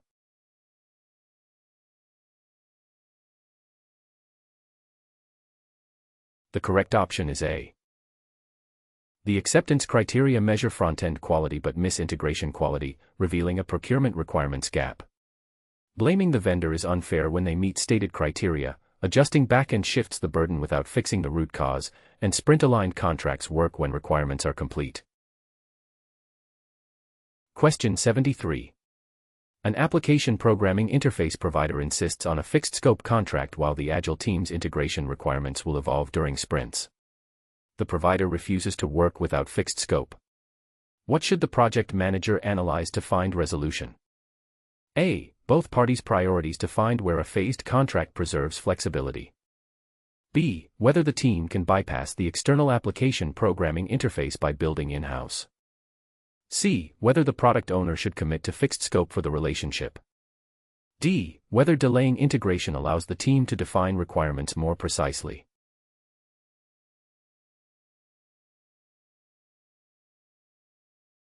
The correct option is A. Assessing both parties' priorities reveals underlying needs. The provider wants predictability while the team needs flexibility. A phased or time and materials contract could satisfy both. Building in-house may exceed capabilities. Committing to fixed scope undermines Agile principles. Delaying postpones the problem without resolving the contract structure mismatch. Question 74. A project processed 45 change requests in 8 months. 30 originated from one stakeholder group. Each was individually approved, but cumulative effect shifted direction and caused 20% budget overrun. What does this pattern indicate? A. Missing cumulative impact assessment. B. Insufficient individual evaluation. C. Process is working correctly. D. Restrict that stakeholder group.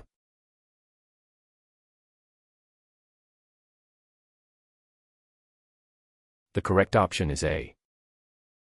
Individual approval without cumulative tracking allows incremental scope shift that collectively transforms the project. The change control board may be rigorous per change but misses the pattern, and restricting submissions suppresses legitimate needs.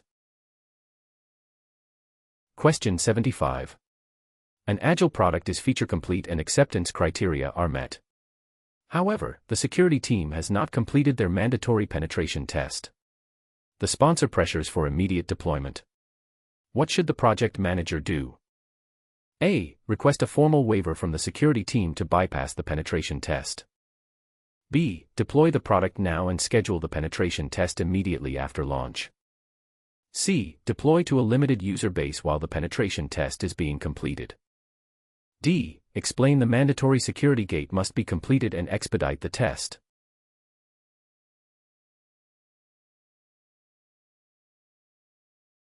The correct option is D.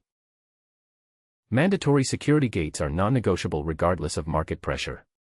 Deploying without testing creates security risk for users, waivers for mandatory gates undermine organizational security policy, and limited deployment still exposes users to unvalidated vulnerabilities.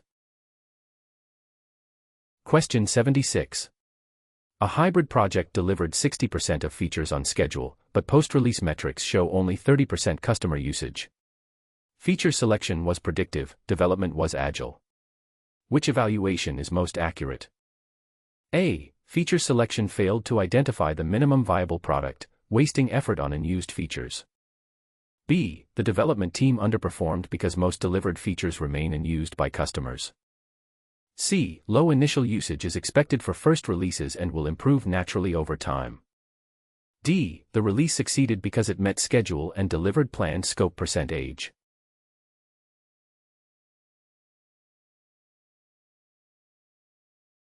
The correct option is A. A 30% usage rate means 70% of effort went to features customers do not need, indicating the feature selection process failed to identify what was truly valuable. Meeting schedule alone does not validate value delivery. Question 77. A Scrum team is building a financial application. During a sprint retrospective, the team identifies that manual regression testing consumes 40% of each sprint's capacity. The team has 200 regression test cases that must be run every sprint. The product owner is frustrated that new feature delivery is slow. What quality improvement should the Scrum Master recommend?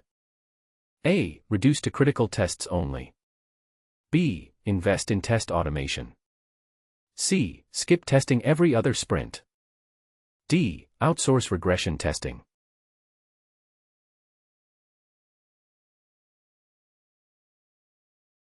The correct option is B. Test automation maintains coverage while dramatically reducing manual effort. Reducing tests introduces quality risk, skipping sprints creates quality debt and undetected regressions, and outsourcing separates quality from development, reducing the team's ability to fix issues quickly. Question 78. A risk assessment identifies 25 risks, 5 high, 8 medium, 12 low. The budget allows responses for only 10 risks. How should the project manager prioritize? A. Address all high risks actively, select impactful medium risks, and document acceptance. B. Address all 5 high risks and the 5 highest medium risks, ignoring all low risks. C. Distribute the budget equally across all 25 risks so none is completely unaddressed. D. Focus the entire budget exclusively on the 5 high risks representing the greatest threat.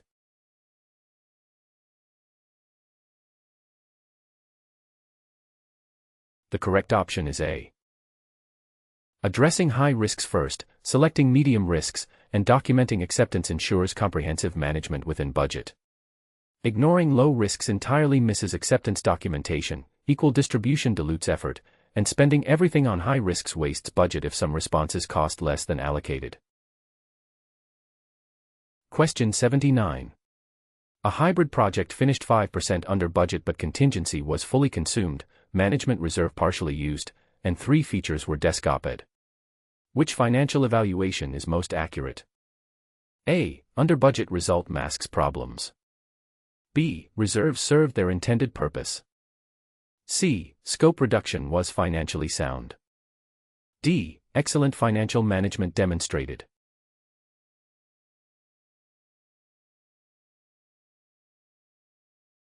The correct option is A. The under-budget result masks serious problems. Full contingency consumption plus scope cuts means the project barely survived financially.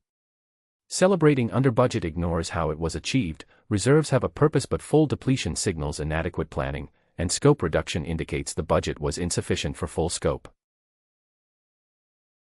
Question 80. A hybrid project used predictive scope for the core platform and Agile for user features. At 80% completion, 30% of Agile features need rework despite sprint review approval. User acceptance testing shows feature drift. What does this indicate? A. Sprint reviews are inherently ineffective as a scope validation mechanism in hybrid projects. B. The product owner should have required formal user acceptance testing after every single sprint. C. Sprint review approval lacked traceability to original user requirements, allowing incremental drift. D. The Agile portion should have used predictive scope management to fully prevent any feature drift.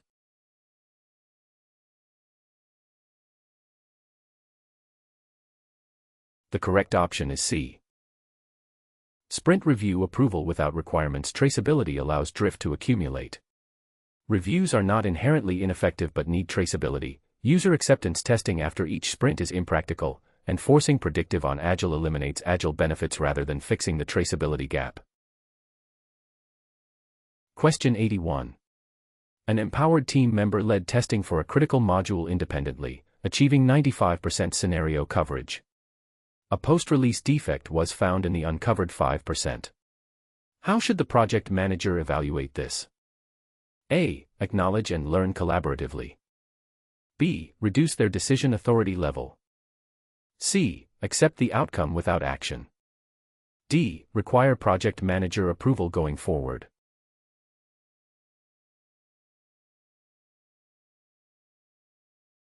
The correct option is A. The project manager should acknowledge the team member's strong ownership and learn collaboratively from the gap in coverage. This balanced approach evaluates accountability without punishing initiative. Reducing authority discourages future ownership, accepting without learning misses an improvement opportunity, and requiring project manager approval reverses empowerment. Question 82. A project has budget at completion of $600,000. At 60% completion, earned value equals $360,000, actual cost equals $400,000. The project manager calculates two estimate at completion forecasts. Estimate at completion typical equals budget at completion divided by cost performance index equals 666,667 and estimate at completion atypical equals actual cost plus budget at completion minus earned value equals 640,000. The sponsor asks which forecast to use. The cost overruns were caused by a one-time vendor pricing error that has been corrected. Which estimate at completion is most appropriate? A. Use estimate at completion typical as conservative. B. Use estimate at completion atypical for one-time error. C. Average both for balance. D. Re-baseline the entire project.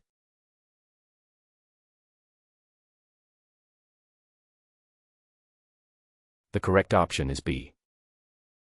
The atypical formula assumes past variances will not continue, which is correct when the cause was a one-time error. Estimate at completion typical assumes the cost performance index trend continues, which is inappropriate for a non-recurring issue. Averaging is not a recognized earned value management technique, and rebaselining is unnecessary. Question 83. 3 departments have conflicting decision-making processes and the charter lacks a governance model. Critical decisions are delayed. What should the project manager do first? A. Adopt the engineering department's technical authority model for all decisions. B. Allow each department to continue using their own decision-making process. C. Establish a governance framework defining decision authority and escalation paths. D. Escalate all decisions to the executive sponsor until governance is formalized.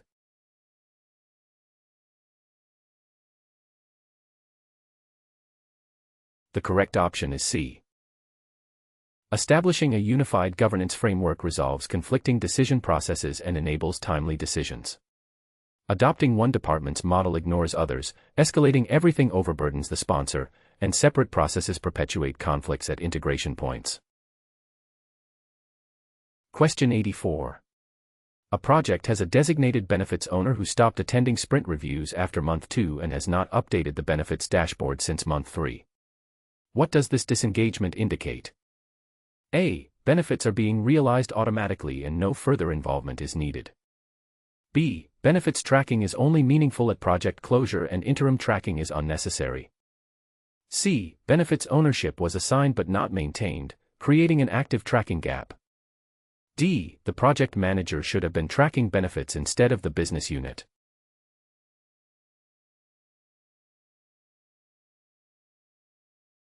The correct option is C. Assigned but unexercised ownership creates a gap where no one actively tracks whether deliverables translate into business outcomes. The business owns benefits but the project manager must facilitate ongoing engagement to ensure accountability is maintained throughout the project. Question 85. A multinational virtual team of strangers must do complex systems integration. The sponsor mandates a virtual-first approach. What should the project manager do to set the team up for success? A. Require cultural certification. B. Let dynamics develop naturally. C. Request in-person kickoff. D. Organize structured virtual launch.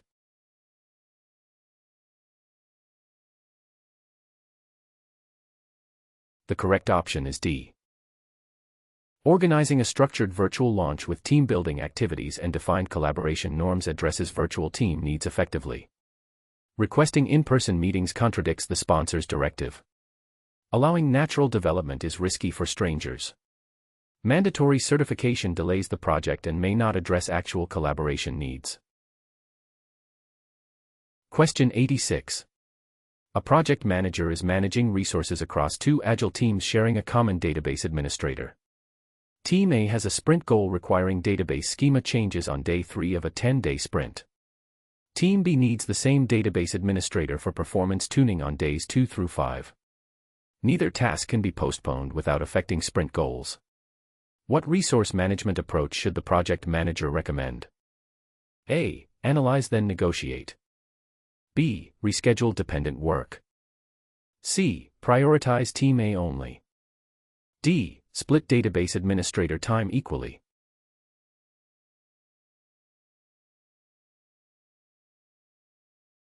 The correct option is A. The project manager should first analyze actual effort requirements and then negotiate a sequencing arrangement between teams. Understanding the real workload may reveal the tasks can be ordered within the sprint. Prioritizing one team without analysis damages the other sprint goal, and equal splitting may leave both teams with insufficient database administrator time. Question 87. Two agile teams both need full-time user experience support simultaneously. Team A has a customer-facing redesign, Team B has internal dashboard updates. What should the project manager analyze to negotiate resolution? A. Hire second designer. B. Team B needs assessment. C. Relative value and urgency. D. Designer works overtime.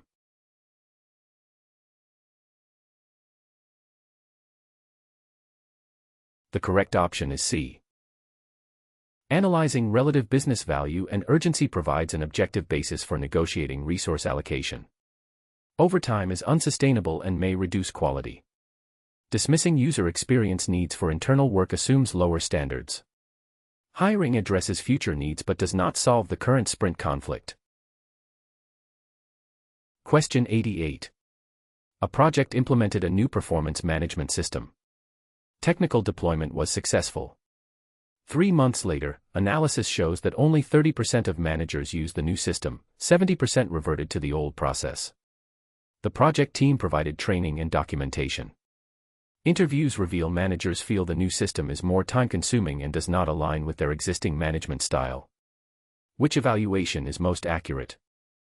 A. The project underestimated the organizational change impact and cultural alignment needed. B. The managers are resistant to change and need additional training and enforcement. C. The system needs to be redesigned with a simpler interface to improve adoption. D. The 30% adoption rate is acceptable for the first year of implementation.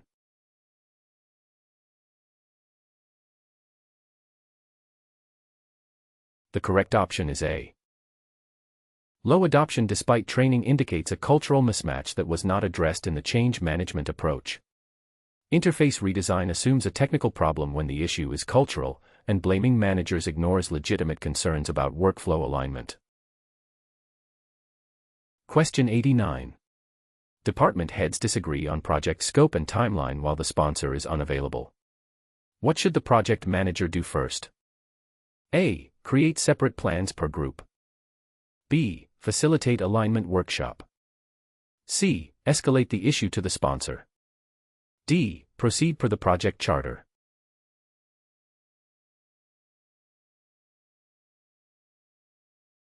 The correct option is B.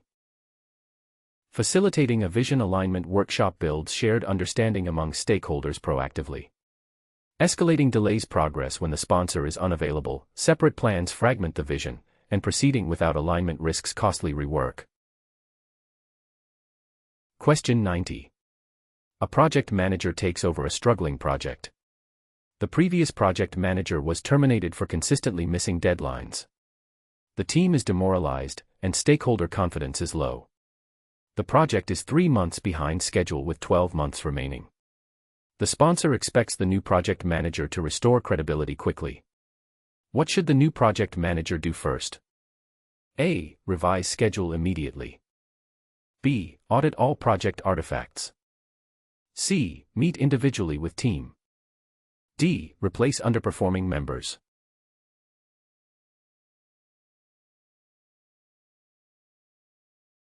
The correct option is C. Meeting individually with team members demonstrates servant leadership and builds trust, which is the foundation for recovery. Creating a schedule before understanding the team may repeat the previous approach.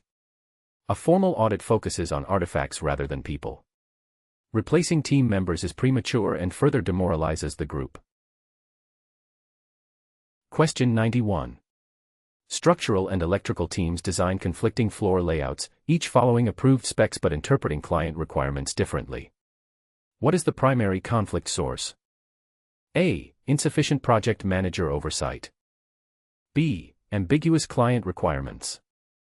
C. Compressed project schedule. D. Lack of technical competence.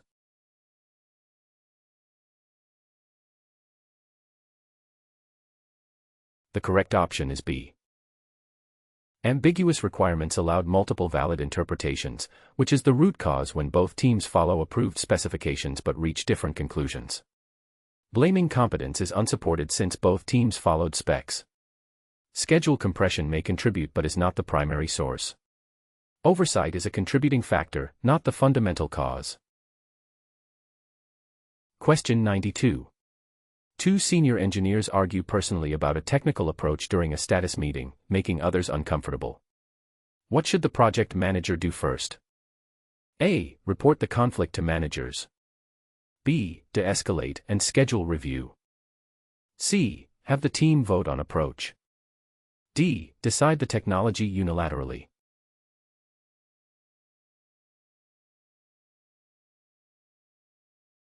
The correct option is B. De-escalating and scheduling a review addresses both the interpersonal tension and the technical disagreement constructively. Deciding unilaterally suppresses the conflict without resolution. Voting may not yield the best technical outcome, and reporting to managers is premature for a first-time disagreement. Question 93. A project manager is planning the financial strategy for a construction project. The initial cost estimate is $2 million.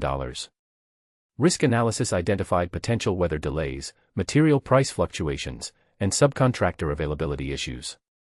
The sponsor asks the project manager to determine appropriate contingency and management reserves. What should the project manager do first? A. Cover only high-probability risks. B. Apply standard 10% contingency. C. Request maximum possible reserve. D. Quantify each risk using expected monetary value.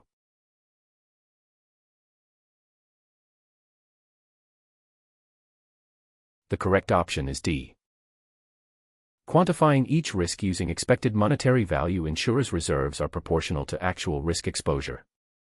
A blanket 10% ignores specific risk profiles, requesting maximum reserve ties up unnecessary capital, and covering only high-probability risks leaves the project exposed to moderate risks that could still materialize. Question 94. A project manager learns that a critical project risk has materialized during a weekend. The risk affects three stakeholder groups differently. The executive sponsor needs to approve budget changes, the technical team needs to begin work around implementation, and the client needs to adjust their launch timeline.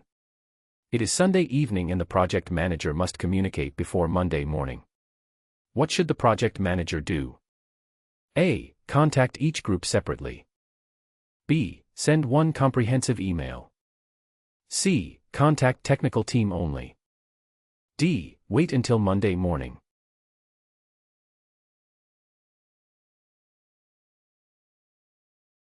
The correct option is A. Contacting each group separately ensures each receives information relevant to their specific role and required actions. A single comprehensive email buries each group's needs, waiting until Monday wastes critical response time, and contacting the technical team only delays sponsor approval and client notification. Question 95. A project manager must evaluate the performance of a team member who consistently delivers technically excellent work but is abrasive in team interactions. Other team members have started avoiding collaboration with this person, creating communication silos. The team member recently received an industry certification. Which performance assessment approach is most appropriate? A. Transfer to an independent project role. B. Focus on individual technical delivery. C. Acknowledge strengths, coach collaboration. D. Place the person on improvement plan.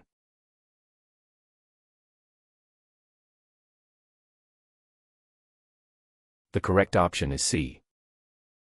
Acknowledging strengths while addressing collaboration gaps reflects a holistic approach to performance appraisal covering both technical and behavioral dimensions. Ignoring interpersonal issues lets the problem grow. A formal improvement plan is disproportionate without prior feedback. Transferring avoids the development conversation entirely. Question 96. A project has budget at completion of $1 million. At 50% completion, earned value is $500,000, actual cost is $600,000, and planned value is $450,000. The project manager calculates cost performance index equals 0.833, schedule performance index equals 1.11, cost variance equals negative $100,000, and schedule variance equals positive $50,000. The sponsor asks whether the project can finish within budget. What is the best financial assessment? A. The project should switch to a fixed-price contract for remaining work to cap financial exposure. B. The positive schedule performance index will compensate for negative cost performance index because early completion reduces total costs. C. The cost variance will self-correct in the second half because early phases typically cost more. D. The project is ahead of schedule but over budget, with estimate at completion of approximately $1,200,000.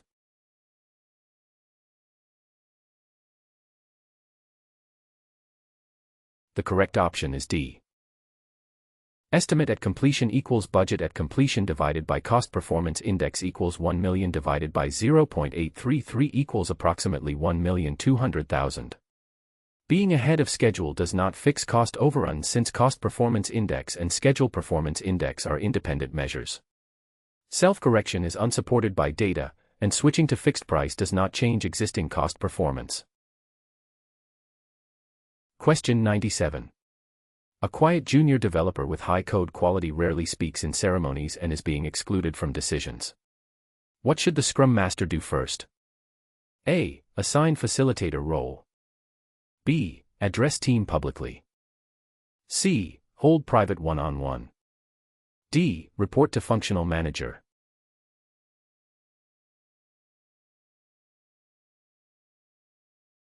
The correct option is C. Holding a private one-on-one demonstrates servant leadership by understanding the individual's situation before taking action. Forcing facilitation may be counterproductive if there are underlying issues.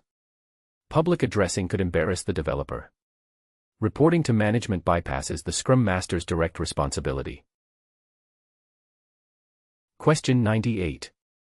A project manager is leading a retail expansion project. Midway through execution, a major competitor announces they are entering the same market with an aggressive pricing strategy. The project scope includes building 3 new stores with premium positioning. The sponsor asks whether the project plan should change. What should the project manager do first? A. Pause the project until the competitive landscape becomes clearer over 6 months. B. Immediately reduce the project scope to 1 store to minimize financial exposure. C. Continue with the original plan since the competitor's impact is still uncertain. D. Assess competitive impact on the business case and present repositioning options.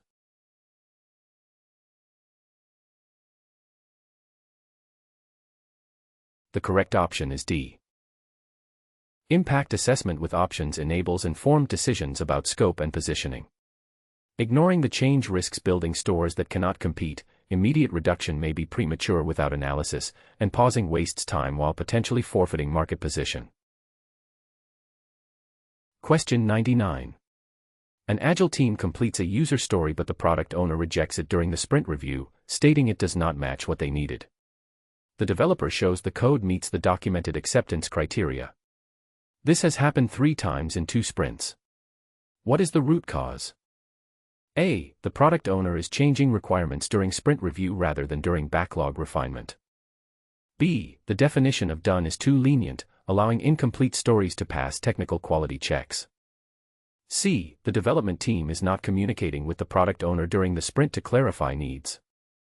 D. The acceptance criteria do not adequately capture the product owner's actual functional requirements.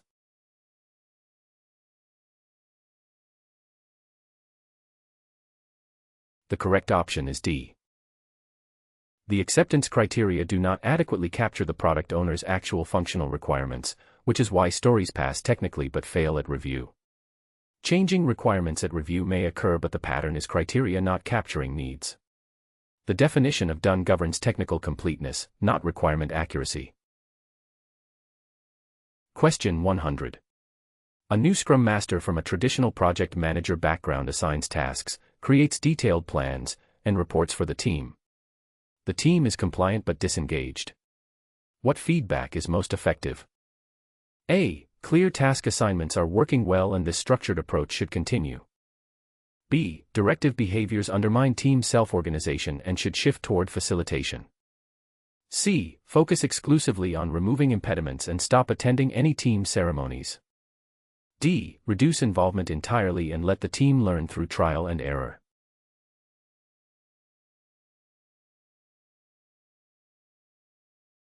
The correct option is B.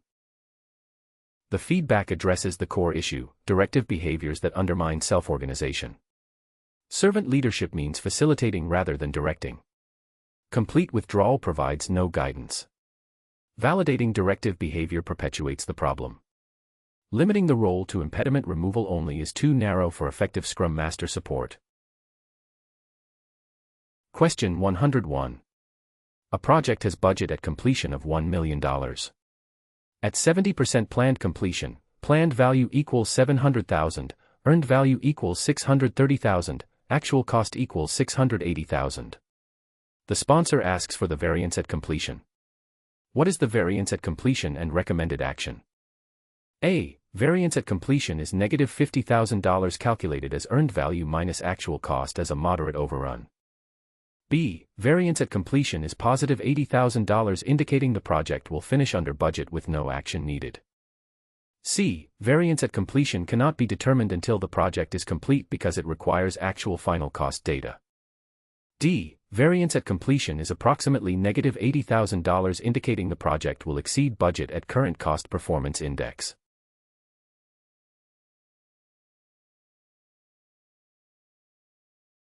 The correct option is D.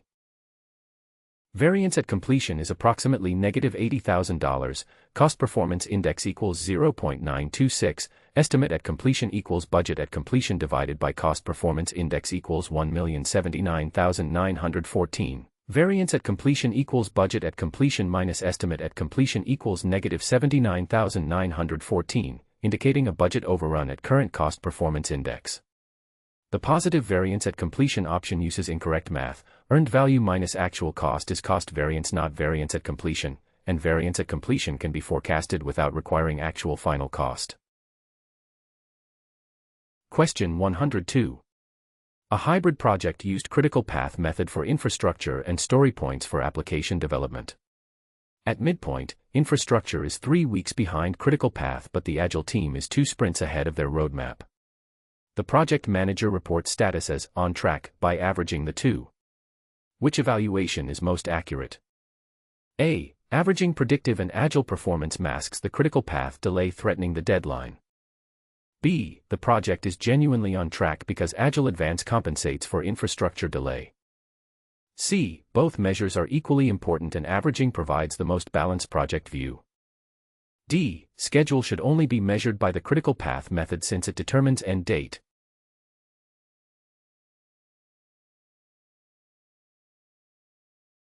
The correct option is A. Averaging different approaches is misleading because the critical path delay threatens the deadline regardless of Agile progress. Compensation assumes interchangeability, measuring only by critical path method ignores valid Agile tracking, and equal averaging masks critical schedule risk. Question 103. A change control board approved 20 and rejected 8 change requests. Post-launch, 5 of 8 rejected changes would have significantly improved the product. Rejections cited budget and scope protection. What does this evaluation suggest? A. Rejections validated discipline. B. Approve all future requests. C. Approve more requests. D. Criteria were too narrow.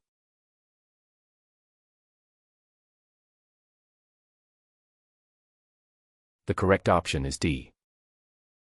Narrow evaluation criteria that only consider budget and scope miss business value entirely. Change evaluation must balance plan protection with value delivery. Being less conservative is vague without specifying what criteria should change, and approving everything removes governance. Question 104. A risk burndown chart shows total exposure declining from $200,000 to $80,000 over 8 sprints, but open risks grew from 10 to 18 with lower severity each. The product owner worries about the count. What should the Scrum Master explain? A. Chart is misleading on exposure. B. Poor initial risk identification. C. Close all risks by acceptance. D. Exposure matters more than count.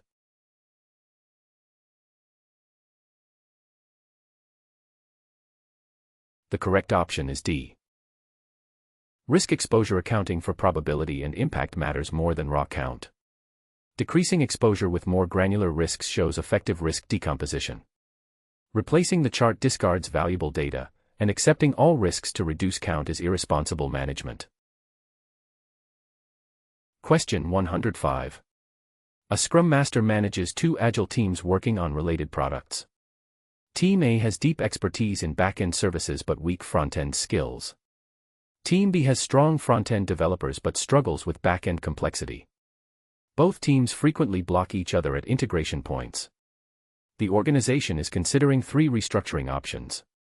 Which option best optimizes team capability? A. Merge both teams into one large team to eliminate the integration boundary. B. Redistribute select members to create 2 balanced cross-functional new teams. C. Disband both teams and randomly redistribute all members into 2 new groups. D. Keep both teams and add a separate integration team for cross-team work.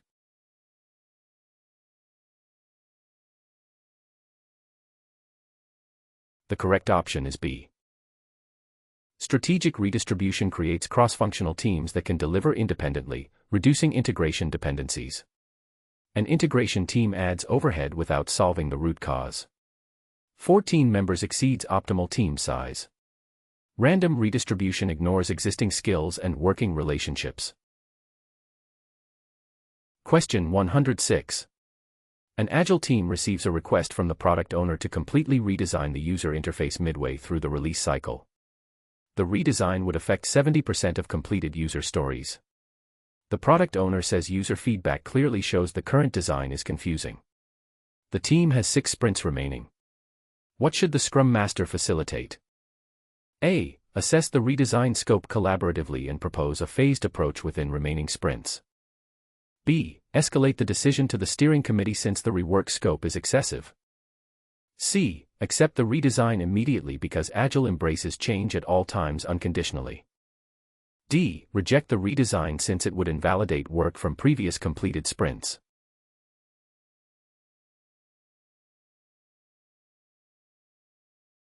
The correct option is A. A collaborative assessment aligns with Agile change management, embracing change while making informed decisions about scope and prioritization. Rejecting change outright contradicts Agile values, accepting without analysis is reckless, and escalation bypasses the product owner's authority. Question 107. A lessons learned document filed 6 months ago is too generic to help a new project with similar challenges. The original project manager has left the organization. What does this indicate about the original knowledge transfer approach? A. The organization should implement mandatory lessons learned reviews at project start. B. The document should have been filed in a more accessible location. C. The new project manager should contact original team members since documents are insufficient. D. Knowledge capture focused on documentation rather than ensuring transferable content.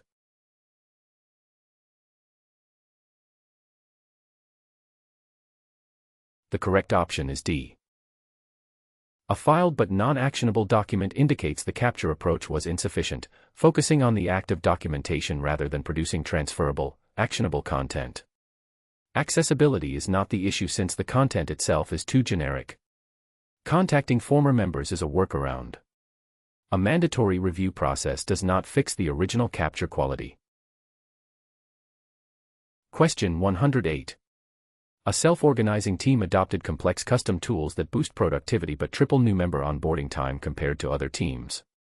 They resist standardization. Which evaluation is most accurate? A. The knowledge transfer issue will resolve as the organization hires experienced staff. B. Above average productivity justifies the custom toolchain as the success measure. C. The team should immediately adopt standard toolchain for organizational consistency. D. Empowerment created a local optimum with organizational risk needing balance.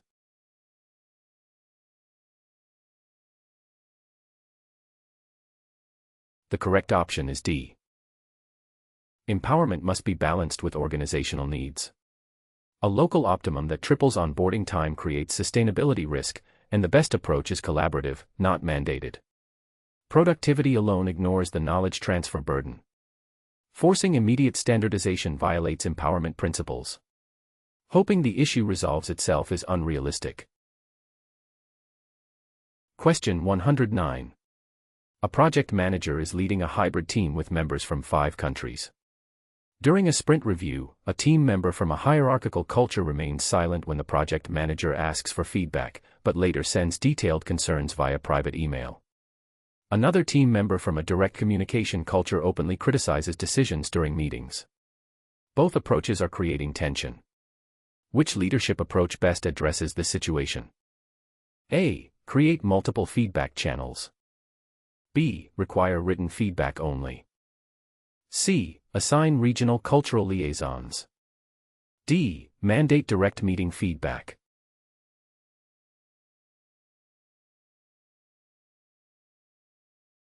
The correct option is A.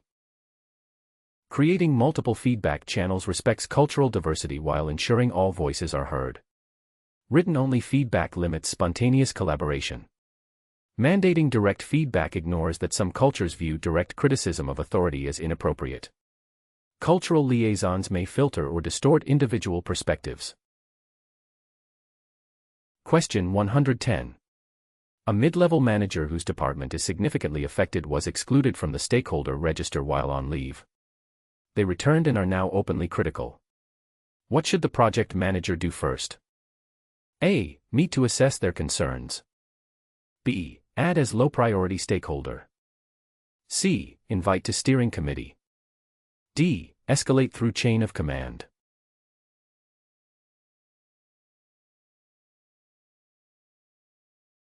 The correct option is A. Meeting to assess their concerns is the correct first step because a manager whose department is significantly affected needs direct engagement regardless of title. Adding as low priority based on level ignores actual influence, going through their superior bypasses direct engagement, and a steering committee presentation is premature before understanding specific concerns. Question 111. An agile release cycle ends with 15 remaining backlog items and no additional funding. Some team members want to continue working informally. What should the project manager do? A. Close immediately without documenting remaining items since they are out of scope. B. Request emergency funding from the sponsor to complete the remaining 15 items. C. Allow the team to continue working informally since they are motivated and productive. D. Formally close by documenting delivered scope, remaining backlog, and lessons learned.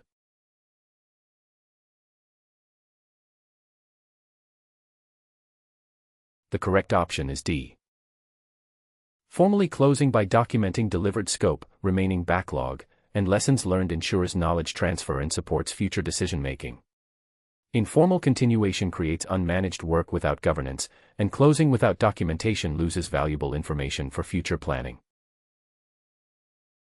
Question 112. A project manager registered 45 stakeholders in 4 engagement levels but actively engaged only 15 high-impact ones over 6 months. No complaints were received. Which evaluation is most accurate? A. Silent stakeholders risk resistance. B. Efficient high-impact focus. C. Register was over-engineered. D. Engagement is optional here.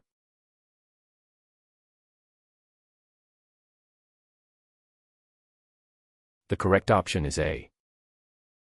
Silent stakeholders can become blockers later.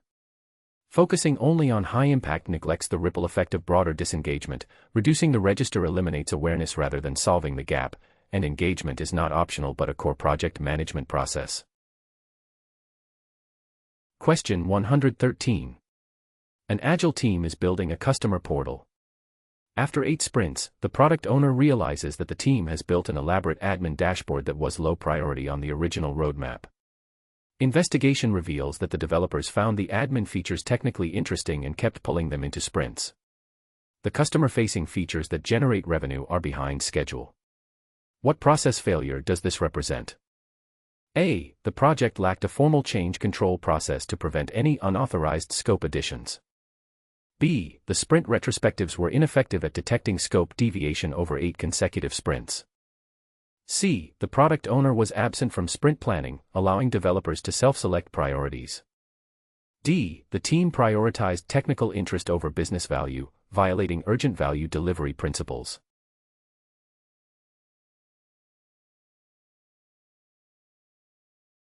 The correct option is D.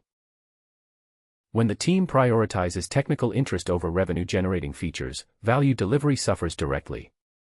Product owner absence is not stated, retrospective failure is secondary, and change control applies to predictive approaches rather than agile backlog prioritization. Question 114. A hybrid project is completing its final phase. The predictive documentation team created comprehensive knowledge artifacts, while the agile development team relied on tacit knowledge shared through daily interactions. Now that the project is ending, the organization wants to capture lessons learned. The predictive team has detailed records, the agile team has almost none. Which approach best captures knowledge from both sub-teams? A. Accept that agile knowledge is inherently tacit and document only predictive. B. Archive predictive documentation as the official record without agile input. C. Conduct a joint workshop using tailored techniques and synthesize findings. D. Require the agile team to retroactively document all tacit knowledge formally.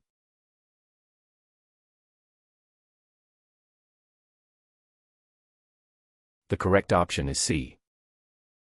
A joint workshop captures both explicit and tacit knowledge by adapting the method to each sub-team's working style. Requiring retroactive documentation in predictive format is impractical for tacit knowledge. Accepting knowledge loss wastes valuable insights. Archiving only predictive records captures just half the project's knowledge. Question 115. An agile team's velocity has steadily declined from 35 to 22 points over 10 sprints with no changes in composition or complexity. Retrospectives identify no concerns. What should the Scrum Master analyze next? A. Whether the team needs more developers to compensate for velocity decline. B. Whether the product owner is overloading the team with too many stories. C. Whether the team is experiencing burnout or hidden impediments not surfacing. D. Whether story points need recalibration because initial estimates were inflated.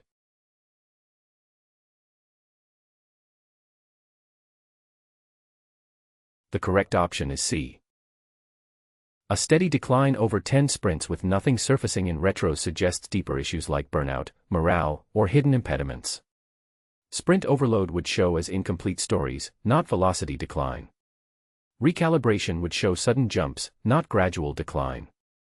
Adding members treats the symptom without understanding the cause.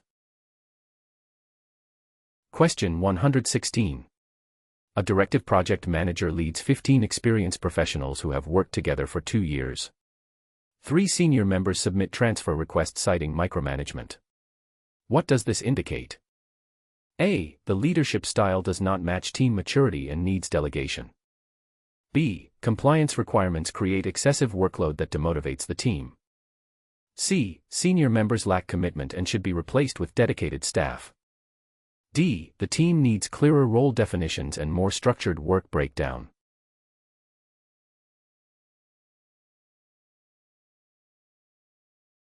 The correct option is A. An experienced, high-performing team that has worked together for 2 years requires a delegating leadership style. Directive leadership with a mature team feels like micromanagement. Clearer roles increase structure when less is needed. Attributing departures to lack of commitment ignores the stated reason. Compliance workload is not cited as the issue. Question 117. A project involves building a bridge with strict engineering specifications, regulatory approvals at each phase, and well-understood construction methods. The requirements are completely defined and will not change. The construction team has 30 years of experience with similar projects. A junior project manager suggests using Agile to increase adaptability. What should the senior project manager advise? A. Use hybrid approach instead. B. Let team choose freely. C. Use predictive approach. D. Adopt Agile as modern.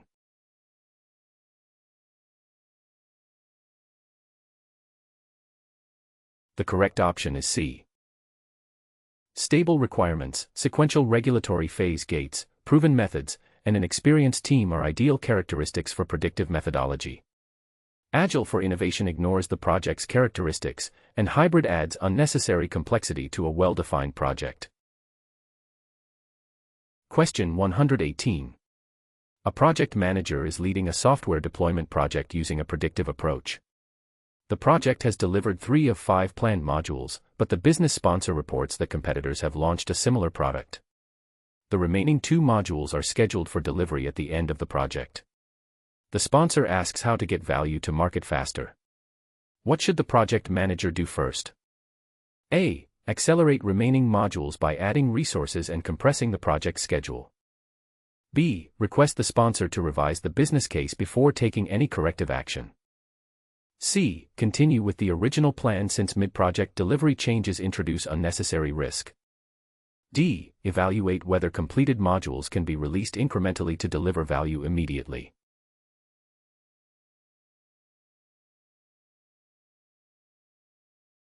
The correct option is D. Releasing completed modules delivers immediate business value to counter the competitive threat. Adding resources may accelerate future work but ignores existing unreleased value. Continuing the plan or revising the business case delays action when value delivery is already possible. Question 119. A project manager leads a team of 12 on a predictive construction project. 2 team members recently completed professional development courses at their own initiative. Their skills have visibly improved, and they are now mentoring peers informally. The organization does not have a formal recognition program for professional development. What should the project manager do? A. Publicly recognize their initiative. B. Create formal recognition program. C. Thank them privately only. D. Nominate them for promotion.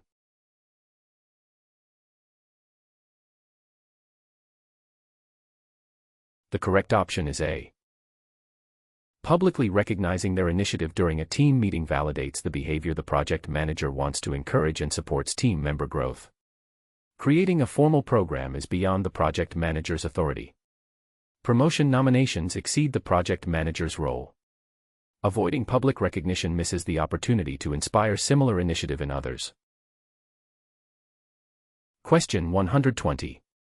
A Scrum Master reports velocity increased 40% last quarter, but customer satisfaction has not improved and defects doubled. Which conclusion about performance is most accurate? A. Velocity increase is misleading because quality and customer value were sacrificed. B. The team performs well since velocity is the primary Agile measure. C. Product owner feedback is subjective and should weigh less than metrics. D. Defect increase is expected with higher velocity and will stabilize.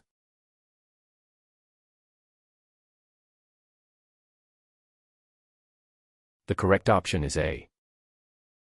Velocity without quality is a vanity metric. Higher velocity with doubled defects and flat satisfaction indicates the team may be cutting corners.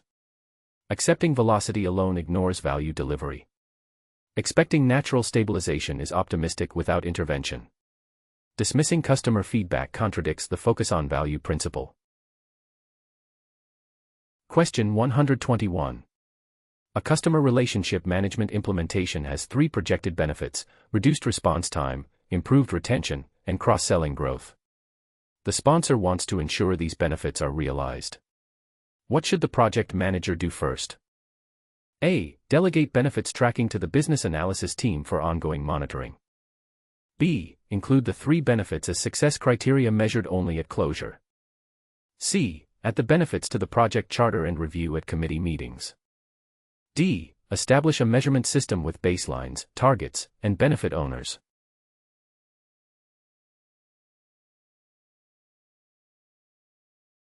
The correct option is D. A benefits measurement system with baselines, targets, methods, and assigned owners ensures accountability and tracking.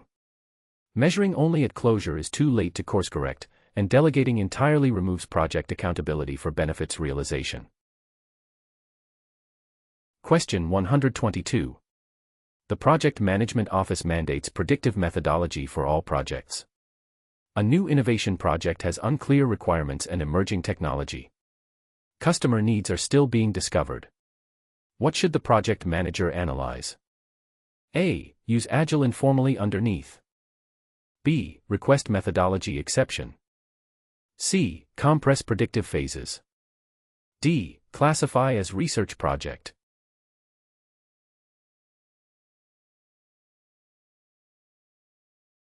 The correct option is B. High uncertainty with unknown requirements is a poor fit for predictive methodology. Analyzing whether a methodology exception is justified addresses the mismatch transparently. Compressing phases does not fix the fundamental mismatch, and using Agile informally creates dual overhead. Question 123. A sustainability project met all environmental targets. A post-project audit reveals the team split large purchases to avoid competitive bidding thresholds. Which evaluation is most accurate? A. The team showed creative problem-solving by finding a way to meet deadlines. B. Procurement violations represent a serious governance failure regardless of project outcomes. C. The procurement thresholds were set too low for this project's particular needs. D. The project succeeded because it met its primary environmental objectives overall.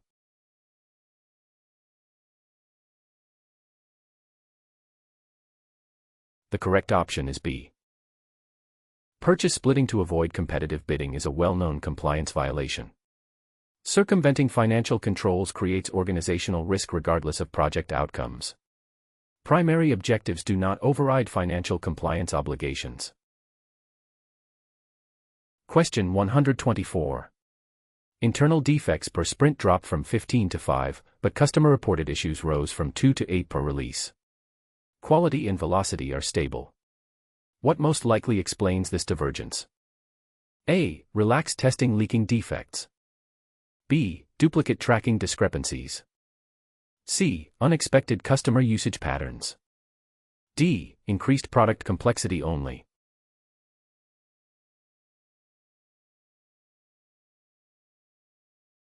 The correct option is A. Relaxed testing is leaking defects to customers. When internal defects drop but customer issues rise, defects are escaping internal detection rather than being prevented. Unexpected usage patterns are possible but less likely. Duplicate tracking would show correlation not divergence, and increased complexity alone contradicts the pattern. Question 125. A hybrid project has team members distributed across 3 time zones with a 4-hour overlap window.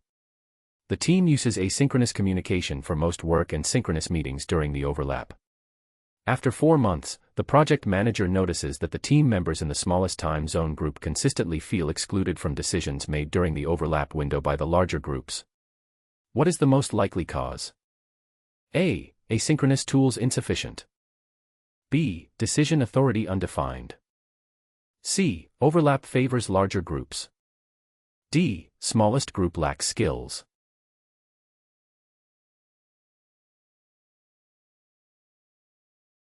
The correct option is C.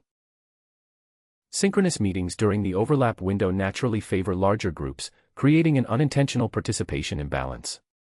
Skills gaps are not indicated. Tool insufficiency does not explain group size dynamics.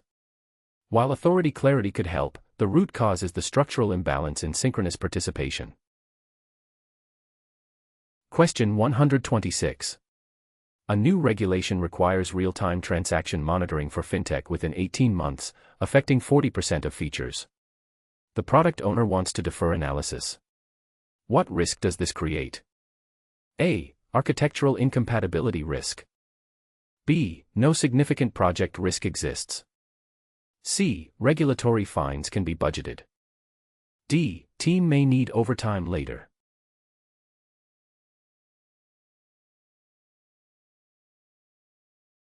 The correct option is A. Deferring regulatory analysis risks architectural decisions that make compliance harder later, forcing costly rework of 40% of features. Adequate time does not account for architectural dependencies that compound over each sprint. Question 127. An agile project has a product owner who actively engages with the development team but rarely interacts with business stakeholders. Sprint reviews are well attended by the development team but poorly attended by business users. The product backlog reflects technical priorities but few business-driven stories. The product is technically excellent but business adoption is low. What stakeholder engagement failure does this represent? A. Product owner fails as bridge. B. Developers dominate sprint reviews. C. Product owner needs story training. D. Review format is too technical.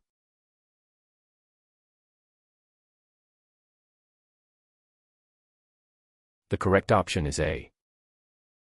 The product owner should bridge business and development but has only engaged the development side. Removing developers from reviews is counterproductive, reformatting reviews addresses a symptom but not the engagement gap, and story writing training addresses skill when the issue is relationship management. Question 128. A project manager is setting up quality management for a medical device project. The regulatory framework requires full traceability between requirements, design, testing, and defect resolution. The development team wants to use the same lightweight quality process used on their previous consumer electronics project. What should the project manager do? A. Allow the team to use their proven lightweight process since it delivered successful results before. B. Implement both the lightweight and regulatory processes in parallel to compare their effectiveness. C. Define quality standards specific to medical device regulatory requirements ensuring full traceability. D. Outsource quality management to a medical device compliance specialist to avoid burdening the team.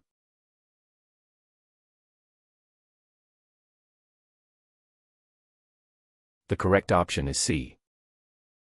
Medical device regulation demands higher rigor than consumer electronics.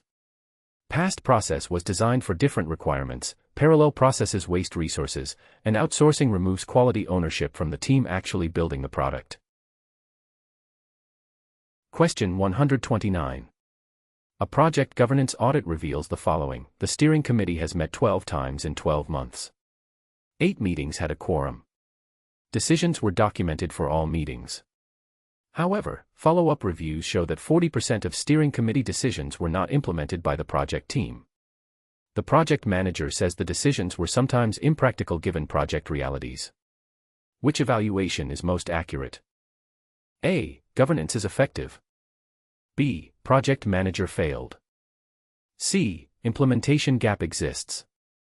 D. Replace the committee.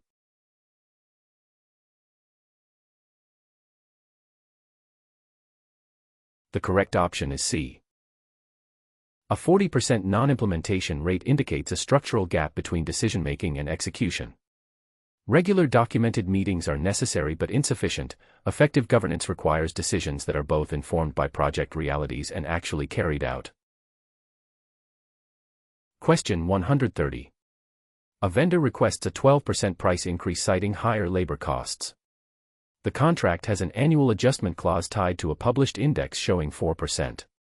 The vendor has performed well for 6 months. What should the project manager do? A. Accept the full 12% increase to maintain the positive vendor relationship and quality. B. Reject any price increase entirely since the vendor agreed to the original contract terms. C. Terminate the contract and rebid the work since the vendor is charging above the indexed rate. D. Negotiate the adjustment aligned with the contractual clause and the published index rate.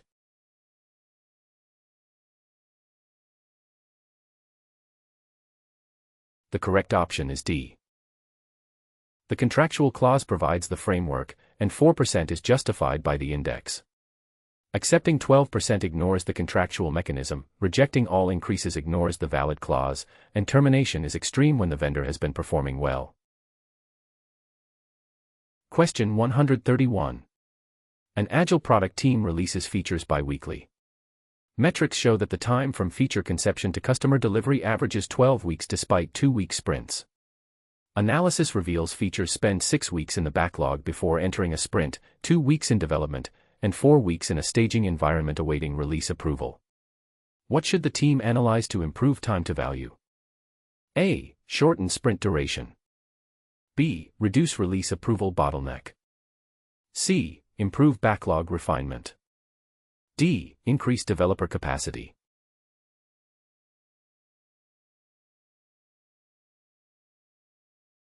The correct option is B. The 4-week release approval bottleneck is the largest non-development delay and most directly blocks value delivery. Shortening sprints saves at most 1 week, adding developers targets the smallest segment, and backlog weight is significant but the release bottleneck is larger. Question 132. A Scrum team meets sprint goals consistently, but customer satisfaction scores are declining. What should the Scrum Master investigate first? A. Verify vision customer alignment. B. Provide additional training. C. Increase team velocity. D. Tighten acceptance criteria.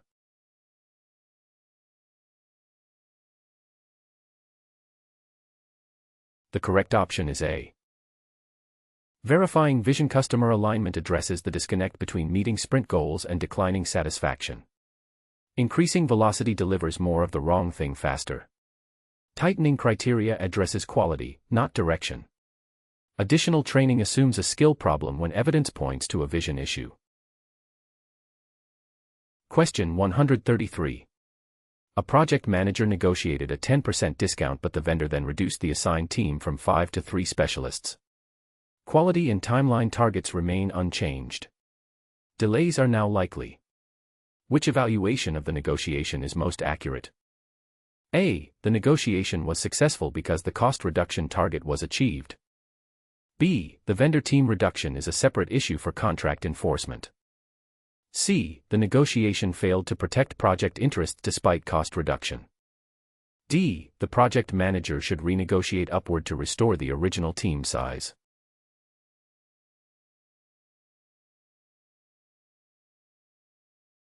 The correct option is C. A price reduction that leads to reduced capacity and schedule risk means the negotiation did not achieve its true objective of on-time quality delivery. Celebrating cost savings alone ignores downstream consequences. Contract enforcement may help, but the question asks about negotiation quality. Renegotiating upward is an action step, not an evaluation. Question 134. A hybrid project has a co-located predictive team and a remote agile team. The co-located team receives faster decisions from the project manager, creating resentment among the remote members. The remote team lead has formally complained that the process is biased. The project manager believes proximity naturally enables quicker communication. Which conflict resolution approach is most appropriate? A. Transfer the remote lead. B. Move to asynchronous channels.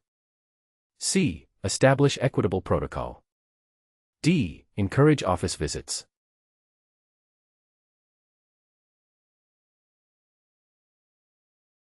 The correct option is C. Establishing an equitable decision-making protocol addresses the structural cause of the conflict by ensuring fair process regardless of location. Encouraging office visits dismisses the concern. Moving to asynchronous channels slows decisions for everyone. Transferring one person does not fix the systemic issue. Question 135. An Agile team is developing a workflow automation tool that will eliminate several administrative positions in the organization.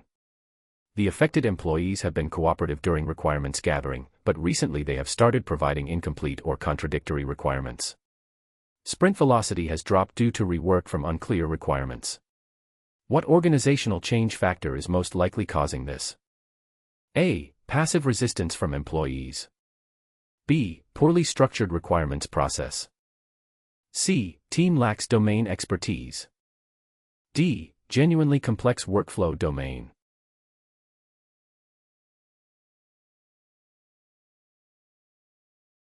The correct option is A. Employees facing job loss may shift from cooperation to passive resistance as implementation becomes real, manifesting as sabotage of the requirements process. Process issues do not explain the timing change, and genuine complexity would have been present from the start. Question 136. A project manager is negotiating the scope of work with a key stakeholder who wants to include additional features that would extend the project by 2 months. The project has a firm deadline driven by a regulatory requirement. The stakeholder's department funds 40% of the project budget. The sponsor says the deadline is non-negotiable, but the stakeholder relationship must be maintained. What should the project manager do? A. Submit formal change request. B. Refuse additional features. C. Propose phased delivery. D. Include all, plan overtime.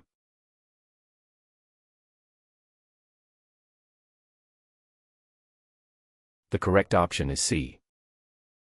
Proposing a phased delivery approach satisfies the regulatory deadline while addressing the stakeholders' needs in a follow-up phase. Overtime is unsustainable and risky. Outright refusal damages the relationship with a 40% funder. A change request is procedurally correct but does not demonstrate the negotiation strategy needed. Question 137. A project manager has completed all project deliverables and received formal acceptance from the sponsor. During administrative closure, the project manager discovers that 3 vendor contracts have not been formally closed, 2 project team members have not been released back to their functional departments, and the project financial accounts remain open. What closure activity category was neglected? A. Administrative contractual closure. B. Stakeholder communication activities. C. Lessons learned documentation. D. Deliverable acceptance activities.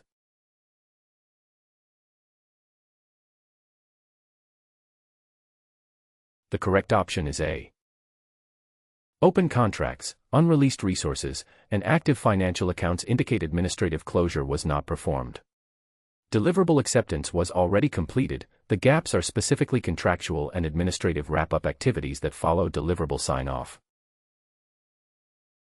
Question 138. A project manager's organization acquires a competitor during the project execution phase.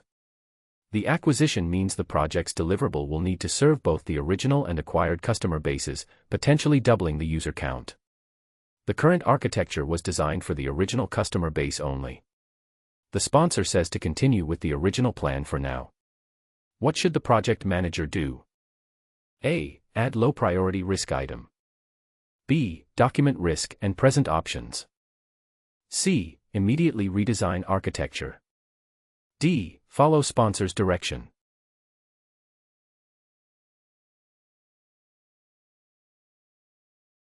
The correct option is B.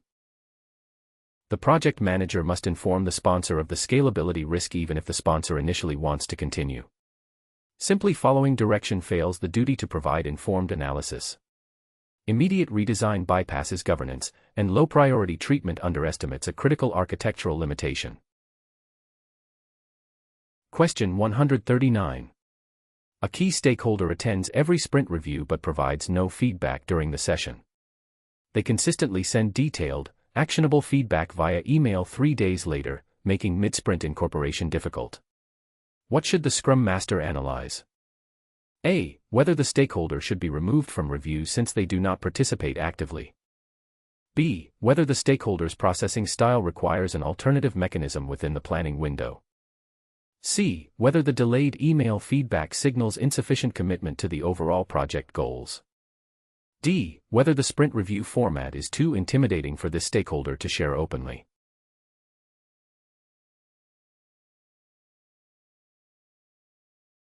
The correct option is B.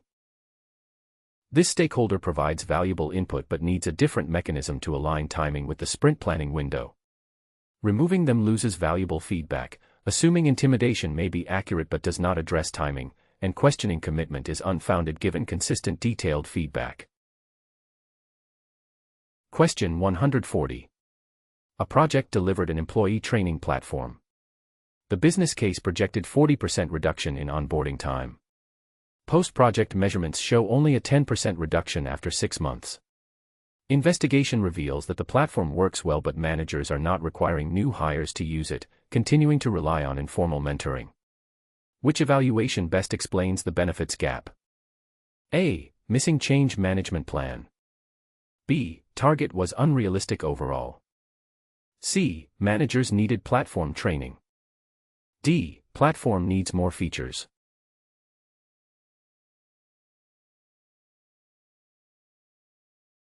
The correct option is A. The benefits plan did not account for the change management needed to drive adoption. Technology without organizational adoption produces no benefit. The broader issue is missing change management in the benefits plan, not just individual manager training. Question 141. A software system passed all 500 test cases but users report it is slow, hard to navigate, and integrates poorly with their workflow. Tests focused exclusively on functional correctness. What quality gap does this reveal? A. User feedback is subjective opinion and does not represent a quality management process failure.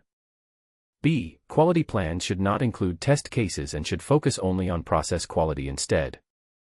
C. Quality standards were incomplete, omitting non-functional requirements like performance and usability. D. The test cases were poorly written and should have caught usability issues during testing.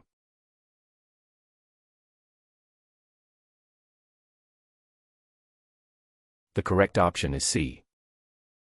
Omitting non-functional requirements from quality planning creates systems that work correctly but poorly. Blaming test case writing is wrong since the scope was limited, not the execution. Plans should include test cases, and user experience feedback is objective quality data. Question 142. An agile product team delivers working increments every 2 weeks. After 12 sprints, the product owner reports that all planned features are delivered and working correctly. However, the business sponsor notes that the expected 25% productivity improvement has not materialized. The team says the product works as designed. What is the most likely gap? A. Feature-benefit disconnect exists. B. Unrealistic productivity target. C. Insufficient sponsor guidance. D. Benefits need more time.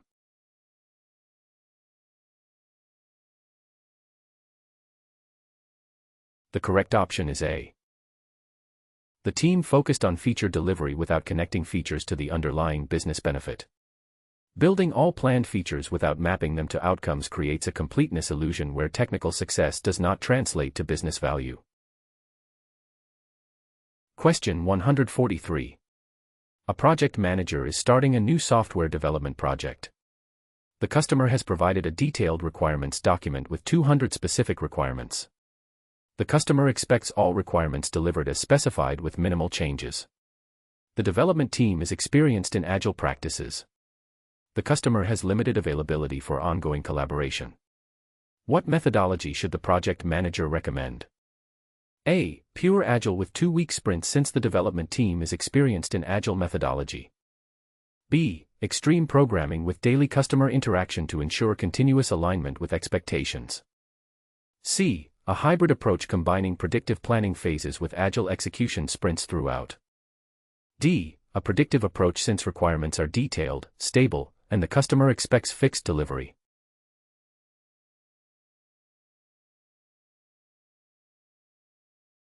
The correct option is D. Detailed, stable requirements, delivery as specified expectations, and limited customer availability favor predictive methodology. Agile works best when requirements evolve with customer collaboration, and extreme programming requires daily customer interaction the customer cannot provide. Question 144. A hybrid project delivered 100% of documented requirements over 18 months, but customer satisfaction is only 55% because business needs changed. Which improvement has the greatest impact? A. Post-sprint customer feedback.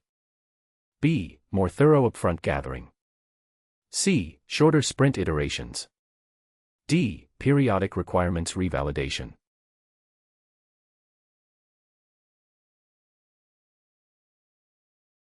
The correct option is D. Periodic revalidation catches requirements that become stale over 18 months. Shorter sprints still implement outdated requirements, more upfront gathering cannot predict future changes, and sprint feedback catches implementation issues but not requirement staleness. Question 145. An Agile pilot project received new tools, dedicated space, and management attention. Other teams are resentful and cooperation has declined. What organizational change dynamic is at play? A. The Agile pilot should be scaled back significantly to reduce visibility and resentment. B. The non-Agile teams are naturally resistant to any change regardless of pilot treatment. C. The organization should immediately transition all teams to Agile to eliminate the gaps. D. Preferential treatment of the pilot created perceived inequity that undermines transformation.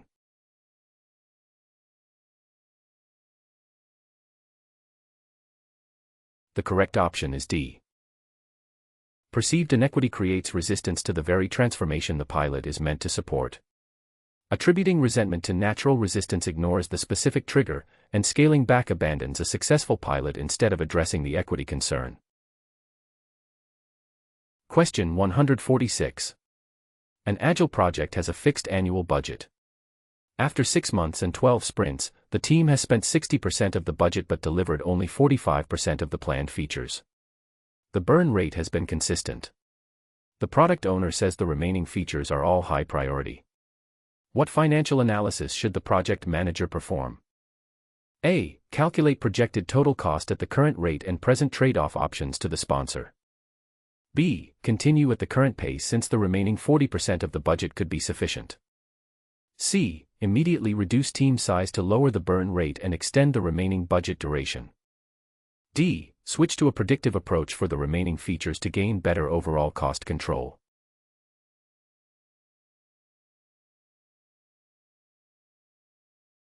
The correct option is A. Projecting total cost reveals the gap. At current rate, the project needs significantly more budget for remaining work.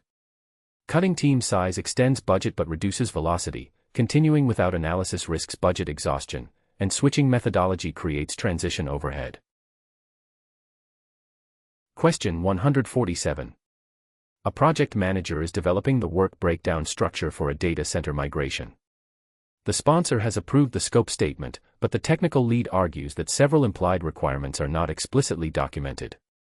The technical lead wants to add them to the work breakdown structure. The sponsor is unavailable for 2 weeks.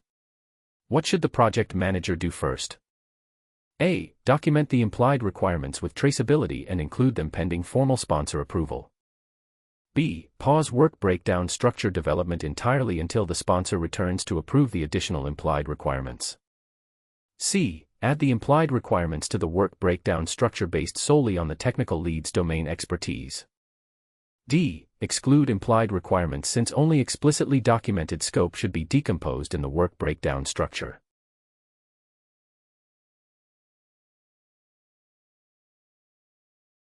The correct option is A. Documenting with traceability ensures transparency while maintaining progress. Excluding implied requirements may leave critical work unplanned, adding without approval bypasses governance, and pausing wastes 2 weeks when documentation can proceed with pending approval. Question 148. A project manager organized team members by their strengths, analysts do requirements, developers build features, and testers verify quality. Each group works in sequence. Recently, a developer identified a critical requirements gap during coding, but the analysts had already moved to another project. The developer patched the gap independently. The fix was technically correct but created a documentation inconsistency. What does this situation reveal about the team structure? A. The project manager should have kept a dedicated full-time analyst present throughout. B. The testing team should have caught the requirements gap before analyst transition. C. The developer should not have made any requirements decisions outside their role. D. Strict role separation prevented the team from having cross-functional accountability.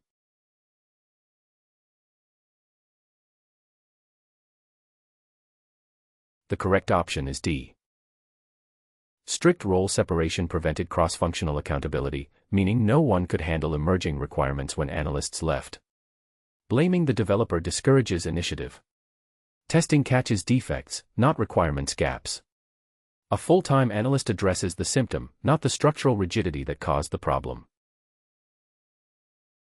Question 149. An Agile team is in its 4th sprint. The product owner has been making all technical implementation decisions, specifying not only what features to build but also how to build them. The development team has stopped proposing alternative approaches. Sprint velocity has plateaued. What should the Scrum Master do? A. Coach the product owner on separating what from how and empower. B. Support the product owner since they understand business requirements best. C. Ask developers to submit written technical proposals for each story. D. Escalate to the sponsor because the product owner exceeds role bounds.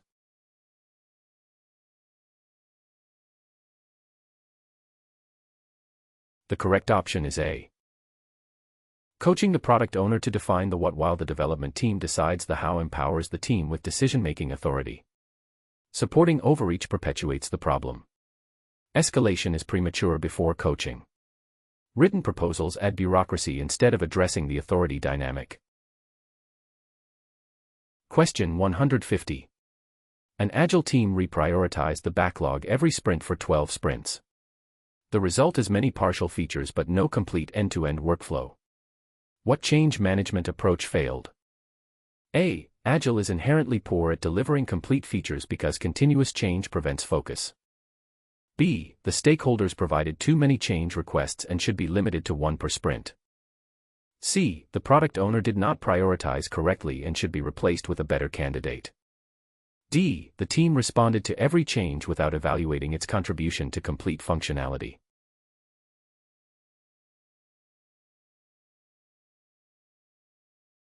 The correct option is D.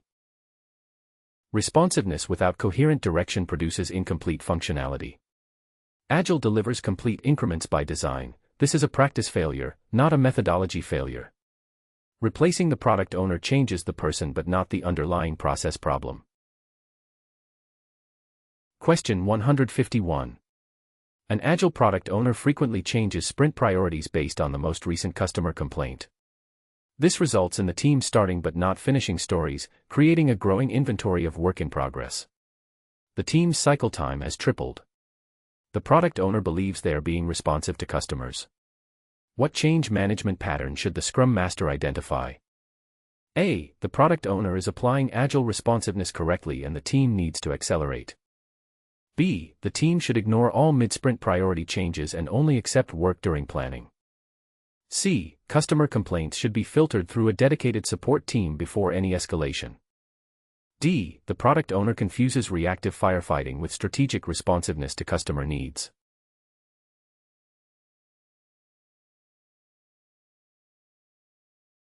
The correct option is D. Reacting to every complaint creates change churn, not true responsiveness. Strategic responsiveness means making informed decisions about which changes to pursue. Demanding speed ignores the systemic issue, and rigid sprint protection goes to the other extreme. Question 152. A building renovation has detailed structural specs but interior design requirements are only described as modern and professional. The client says they will know what they want when they see options. Budget is fixed. What should the project manager do? A. Hire an interior designer to independently make all design decisions on the client's behalf. B. Include interior design as a generic work package with a large contingency for undefined scope. C. Exclude interior design from the work breakdown structure entirely until the client provides detailed specifications. D. Create a structured decision process with defined options, criteria, and review milestones.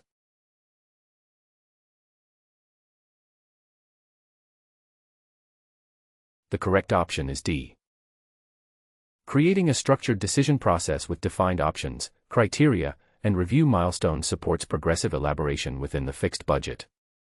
Excluding from work breakdown structure leaves work unplanned, a generic package with contingency is uncontrolled, and delegating all decisions removes client input. Question 153. During a project review meeting, the quality assurance lead and the development lead disagree about whether a recently completed deliverable meets the acceptance criteria. The quality assurance lead insists that 3 test cases failed, while the development lead argues those tests are invalid because the requirements changed last month. The client presentation is tomorrow. What should the project manager do first? A. Postpone client presentation. B. Present with known issues. C. Review the change log. D. Side with development lead.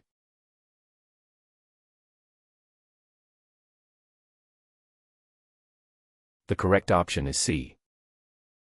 Reviewing the change log establishes objective facts before making a judgment, which aligns with analyzing the context of the conflict.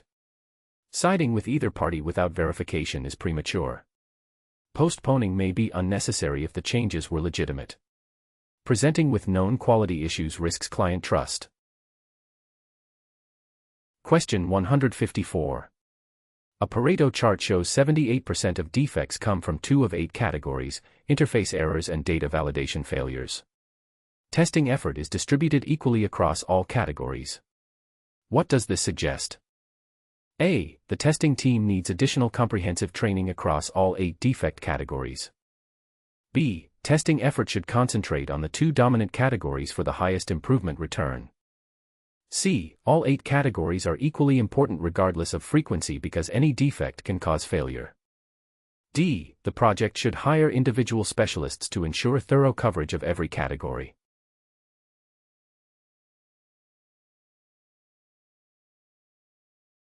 The correct option is B.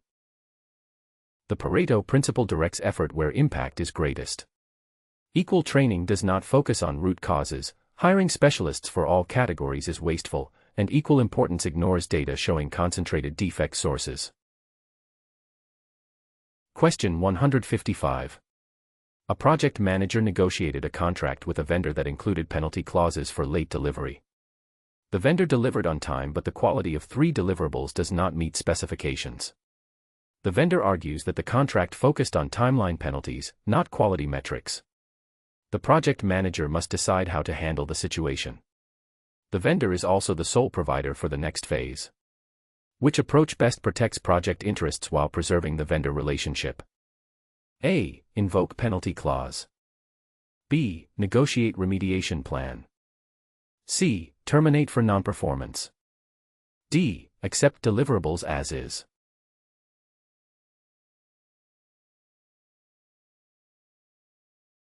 The correct option is B. Negotiating a remediation plan plus contract amendment addresses the immediate quality gap and prevents recurrence in the next phase.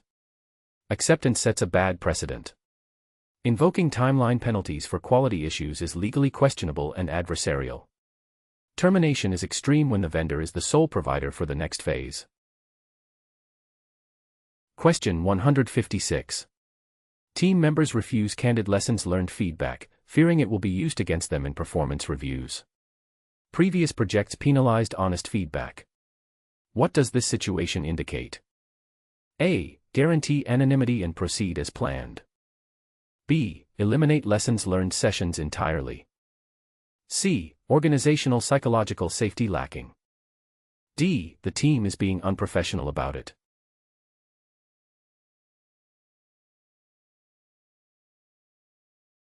The correct option is C. Without psychological safety, team members self-censor and produce sanitized lessons of little value.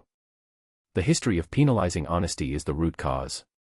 Anonymity may help partially but does not address functional managers accessing feedback for performance reviews. Question 157. 3 back-end developers avoid front-end stories during sprint planning, creating a growing backlog imbalance. The product owner is concerned. What should the Scrum Master recommend? A. Hire a dedicated front-end developer to handle all front-end user stories. B. Outsource the front-end work to a specialized vendor to avoid team disruption. C. Ask the product owner to redesign the product to reduce front-end requirements. D. Arrange targeted front-end training and gradually introduce front-end stories in sprints.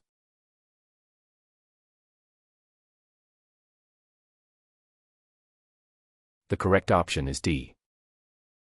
Arranging targeted training and gradually introducing front-end stories builds cross-functional capability within the existing team. Hiring may be appropriate long-term but does not develop the current team. Outsourcing creates external dependency. Redesigning the product lets technical gaps dictate business decisions. Question 158. A project manager identifies a risk that a key vendor may not deliver a critical component on time. The probability is assessed at 40% and the impact would be a $100,000 cost increase and a 3-week delay. The project manager has identified an alternative vendor that can deliver in the same time frame at a $15,000 premium. What risk response strategy should the project manager recommend? A. Mitigate by contracting the backup vendor, spending $15,000 to reduce the $40,000 expected monetary value risk. B. Avoid the risk entirely by canceling the vendor contract and building the component in-house. C. Accept the risk since the 40% probability means the vendor will more likely deliver. D. Transfer the risk by requiring a penalty clause for late delivery in the vendor contract.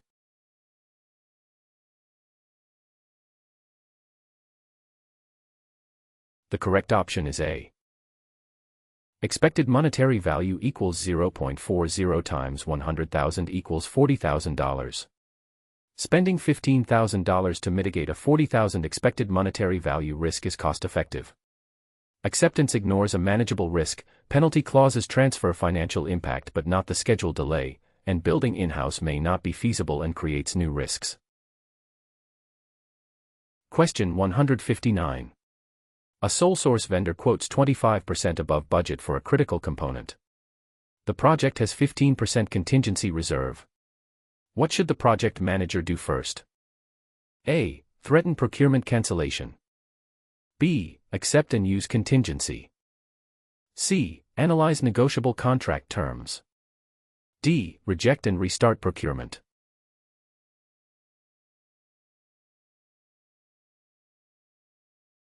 The correct option is C.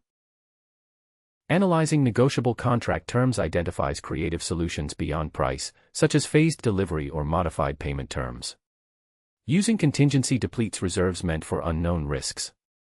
Restarting procurement wastes time with the only qualified vendor. Threatening cancellation damages the relationship. Question 160. A Scrum Master is facilitating a team that consistently delivers working increments but avoids discussing process improvements during retrospectives. Team members say everything is fine, yet the Scrum Master observes workarounds, manual processes, and increasing technical debt. The team has no ground rules documented. What should the Scrum Master do? A. Facilitate a working agreement session to establish transparency ground rules. B. Accept the team's assessment since they are delivering working software. C. Present technical debt metrics and insist the team address them next. D. Assign each member a specific process improvement task before retro.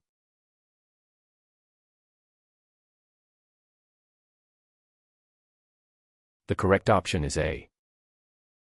Establishing ground rules and working agreements creates a foundation for transparent discussions about process improvement. Accepting surface-level assessment ignores observable issues. Presenting metrics and insisting uses a directive approach when facilitation is needed. Assigning improvement tasks removes team ownership of the process. Question 161. An Agile vendor contract expires in 2 sprints. The vendor performs well and the team depends on them. Procurement renewal takes 4 weeks. The current sprint is starting. What should the project manager do? A. Deprioritize vendor-dependent work.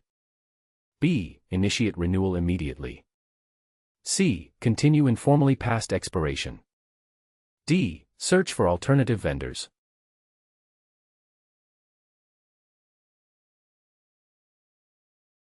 The correct option is B. Starting renewal now ensures continuity since 4 weeks aligns with 2 remaining sprints. Informal work past expiration creates legal risk, deprioritizing critical work sacrifices business value unnecessarily, and searching for alternatives is wasteful when the current vendor performs well. Question 162. An Agile backlog grew from 50 to 200 items over 6 sprints. The product owner struggles to prioritize, planning takes twice as long, and the team pulls unintended items. What is the primary scope issue? A. Backlog size should be capped. B. Team needs selection training. C. Planning needs stricter time box. D. Backlog lacks proper grooming.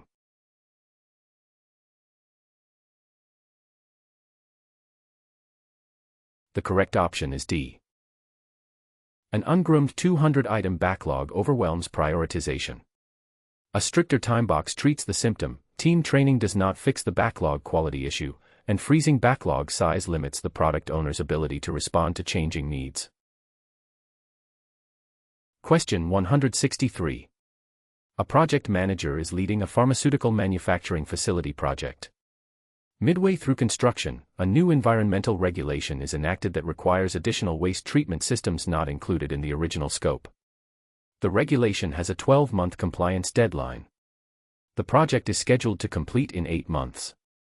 What should the project manager do first? A. Continue with current scope and address the regulation after project completion. B. Inform the sponsor that the project will exceed budget and request additional funding. C. Stop the project until a full regulatory impact assessment is finally completed. D. Assess regulatory impact on scope, schedule, and budget, then submit a change request.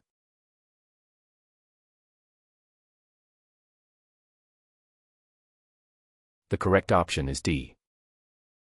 Integrating regulatory requirements into the current project through a formal change request is most efficient. Deferring risks building a non-compliant facility, stopping is excessive when assessment can happen in parallel, and requesting blanket funding bypasses the impact analysis needed. Question 164. A project manager categorized 20 stakeholders into 4 groups and assigned engagement strategies. 6 months later, the project is complete. Reviewing outcomes, Group 1, high power, high interest, actively supported the project. Group 2, high power, low interest, were neutral. Group 3, low power, high interest, became vocal critics on social media. Group 4, low power, low interest, had no impact. Which group's engagement strategy most needs revision for future projects? A. Group 1, because their active support may have been coincidental rather than driven by engagement. B. Group 4, because ignoring low power and low interest stakeholders always carry significant risk. C. Group 3, because low power classification underestimated their social media influence on perception. D. Group 2, because their neutrality could have been converted to active project support.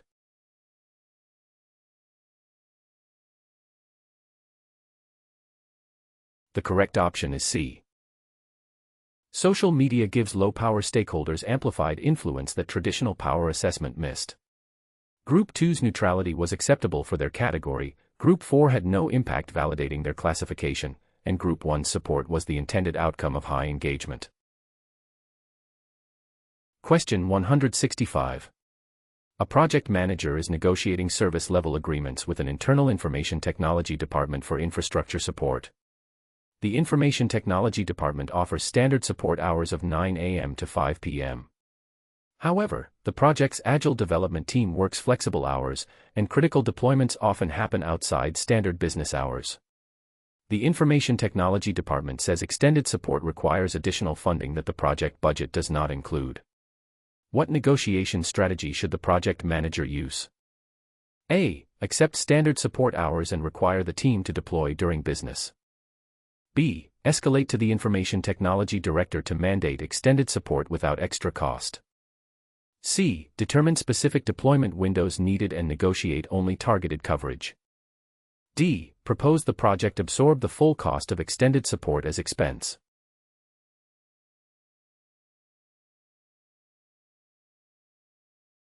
The correct option is C. Determining specific deployment windows and negotiating targeted coverage is the most efficient approach. Accepting standard hours constrains agile flexibility unnecessarily. Escalation damages the relationship with the Information Technology Department. Full cost absorption does not explore creative alternatives to minimize the budget impact. Question 166. A new enterprise resource planning system will replace manual processes used by 500 employees for over a decade. The system is tested and rollout is in 6 weeks, but no change management has been planned. What should the project manager advise? A. Proceed with the launch since the system is technically ready for deployment. B. Recommend delaying the launch for structured change management including training and communication. C. Send an email announcement to all employees with a user manual for self-study. D. Launch alongside manual processes and let employees choose during a transition period.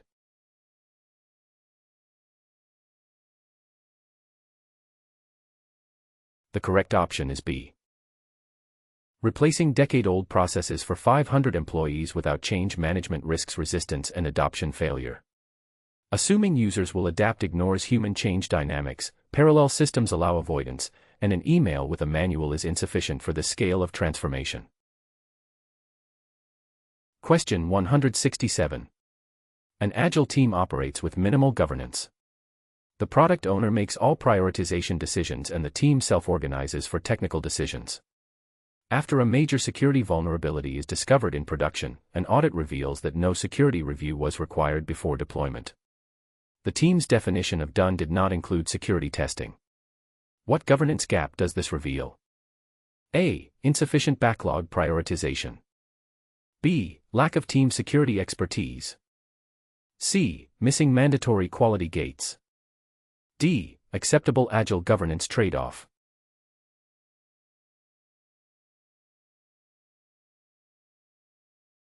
The correct option is C. Governance must include mandatory quality gates for security and compliance, regardless of methodology. Relying on backlog prioritization makes organizational risk dependent on one person's awareness, and Agile still requires appropriate governance structures. Question 168. An Agile team has a definition of done that includes code review, unit testing, and integration testing. Despite meeting their definition of done consistently, production defects have increased by 40% over the last 4 sprints. User feedback indicates that the defects are primarily in edge cases and cross-feature interactions. Which evaluation of the quality approach is most accurate? A. Replace code review process. B. Increase unit test coverage. C. Definition of done is incomplete. D. Defect increase is normal.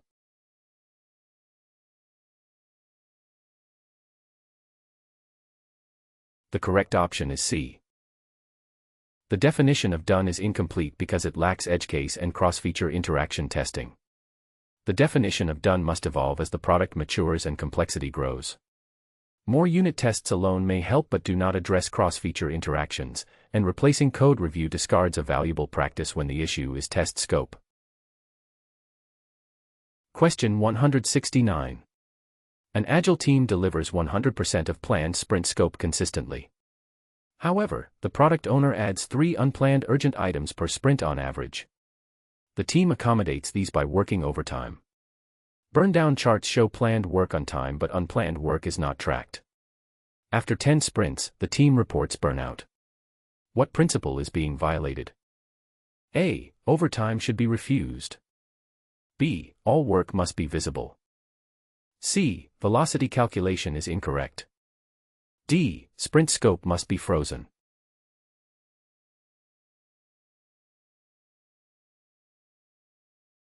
The correct option is B. Hidden unplanned work distorts capacity planning and causes burnout. Incorrect velocity is a consequence, not the principle. Absolute sprint protection is too rigid, and refusing overtime treats the symptom rather than the invisible scope expansion. Question 170. A project manager needs to procure specialized testing equipment for a manufacturing project. 3 vendors submit proposals. Vendor A offers the lowest price but has no experience in the project's industry. Vendor B has extensive industry experience and moderate pricing. Vendor C has the highest price but includes on-site support and training. The project requires specialized calibration that only experienced vendors can provide. What evaluation approach should the project manager use? A. Select vendor C because the included support and training eliminate all future maintenance costs. B. Select vendor A because the lowest price maximizes overall budget efficiency for the project. C. Use a weighted scoring model evaluating capability, experience, price, and support for best value. D. Select vendor B because industry experience is the single most important criterion for this equipment.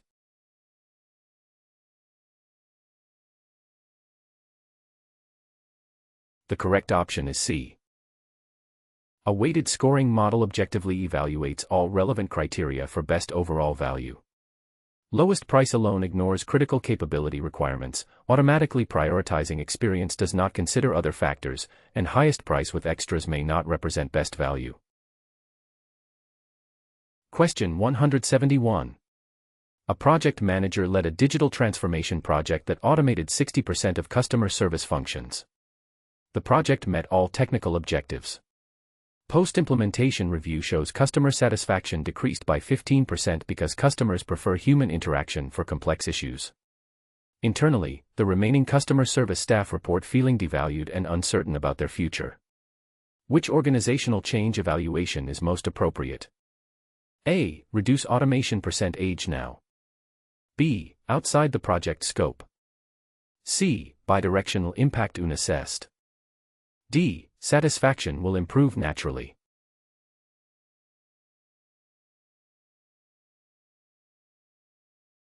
The correct option is C.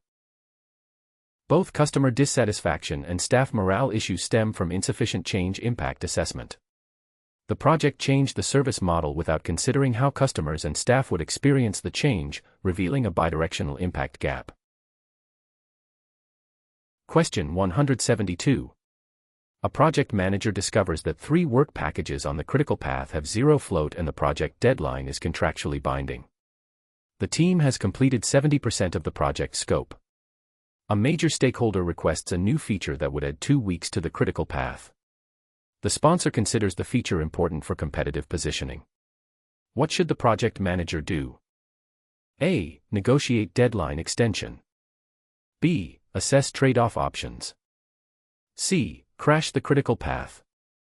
D. Reject the request outright.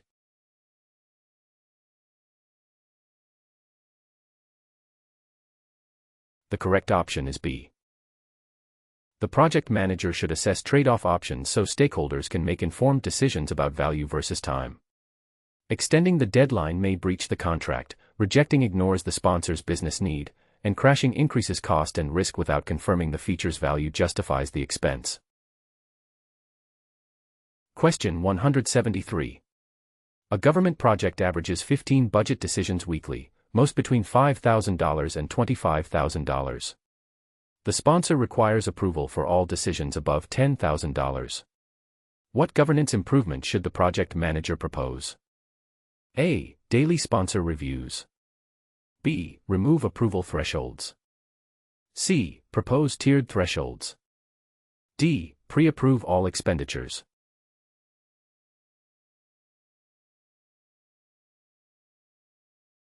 The correct option is C. Tiered approval thresholds distribute decision authority appropriately while maintaining oversight at each level.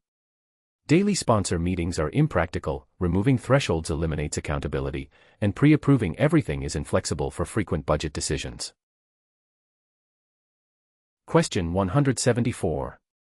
A hybrid project manager uses daily stand-ups for the Agile team and weekly status reports for predictive stakeholders. After 3 months, the predictive stakeholders complain they are always surprised by issues that the Agile team discussed days earlier in stand-ups. The Agile team says the weekly reports accurately summarize their status. Which evaluation of the communication approach is most accurate? A. The frequency mismatch creates information asymmetry that prevents timely stakeholder responses. B. The weekly reports need significantly more detail to match the depth of daily stand-ups. C. The predictive stakeholders should attend the daily stand-ups to receive identical information. D. The Agile team should reduce their communication cadence to weekly to align with stakeholders.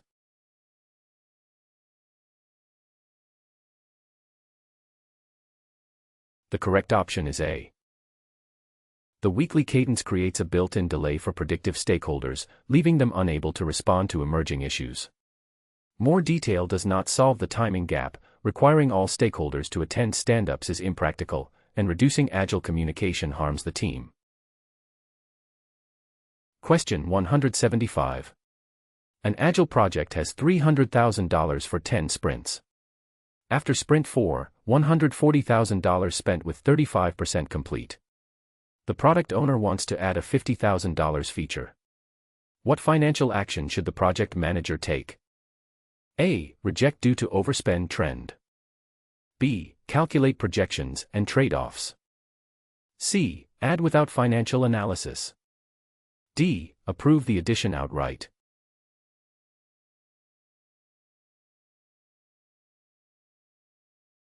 The correct option is B. The project manager should calculate projections for both scenarios and present trade-offs to the product owner. At the current rate, the project already exceeds budget without the new feature. Approving based on remaining budget ignores the overspend trend, and adding without analysis ignores financial reality. Question 176. A hybrid project team is transitioning from the planning phase to execution. The planning team used a predictive approach and created detailed specifications. The execution team will use agile sprints to implement the system. The execution team lead reports that the planning specifications are complete but written in a format that does not translate easily into user stories. What should the project manager do? A. Ask the execution team to read specs and extract user stories independently. B. Bring in a business analyst to translate specifications for the execution team. C. Facilitate joint sessions where both teams collaboratively translate into stories. D. Require the planning team to rewrite all specifications in user story format.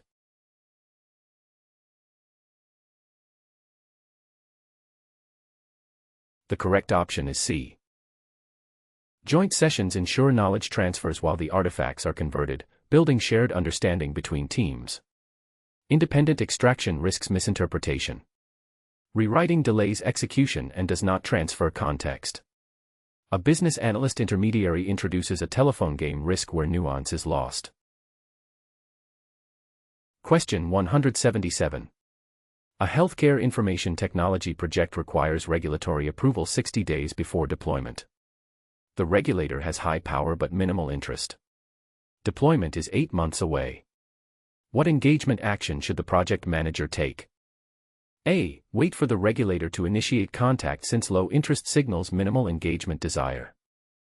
B. Submit the approval request at the required 60-day mark before the deployment date. C. Begin proactive engagement now with informational briefings to identify potential approval concerns. D. Delegate regulatory management to the compliance department with their existing relationship.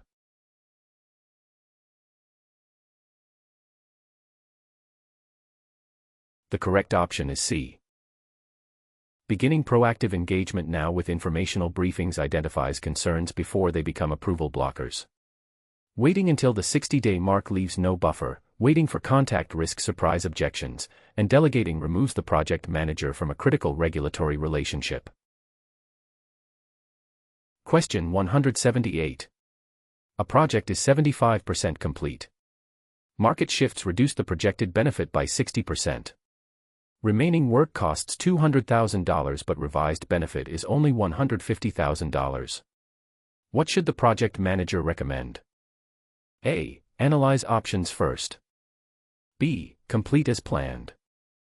C. Accelerate to capture value. D. Cancel to save costs.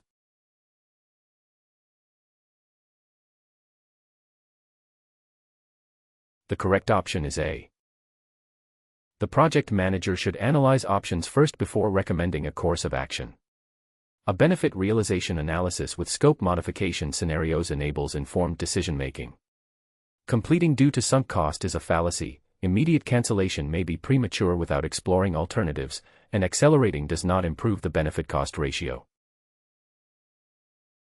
Question 179. A project manager is transitioning a completed software system to the operations team. During the handoff meetings, the operations team reports they cannot understand the system architecture despite receiving the full technical documentation package. The documentation was written by the lead architect and reviewed by the development team. Both teams verified it was complete. What is the most likely issue? A. Documentation targets wrong audience. B. Material needs more visual aids. C. Operations team lacks competence. D. Transition timeline too compressed.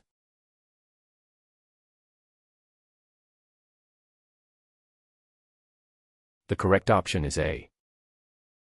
Documentation verified as complete by developers may not meet operations needs because it was written from the wrong perspective.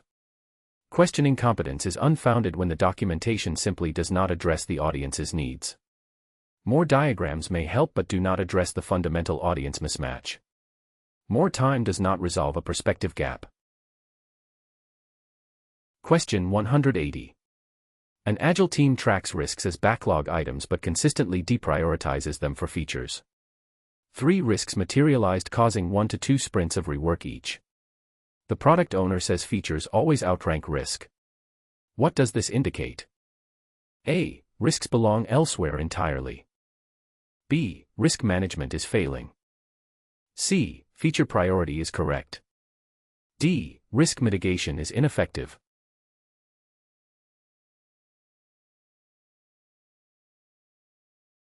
The correct option is B. 3 materialized risks causing rework demonstrates that deprioritizing mitigation costs more than prevention. Features over risk ignores the rework cost evidence, separating risk from the backlog removes visibility, and claiming mitigation is ineffective conflates inaction with the value of risk management. Thanks for watching.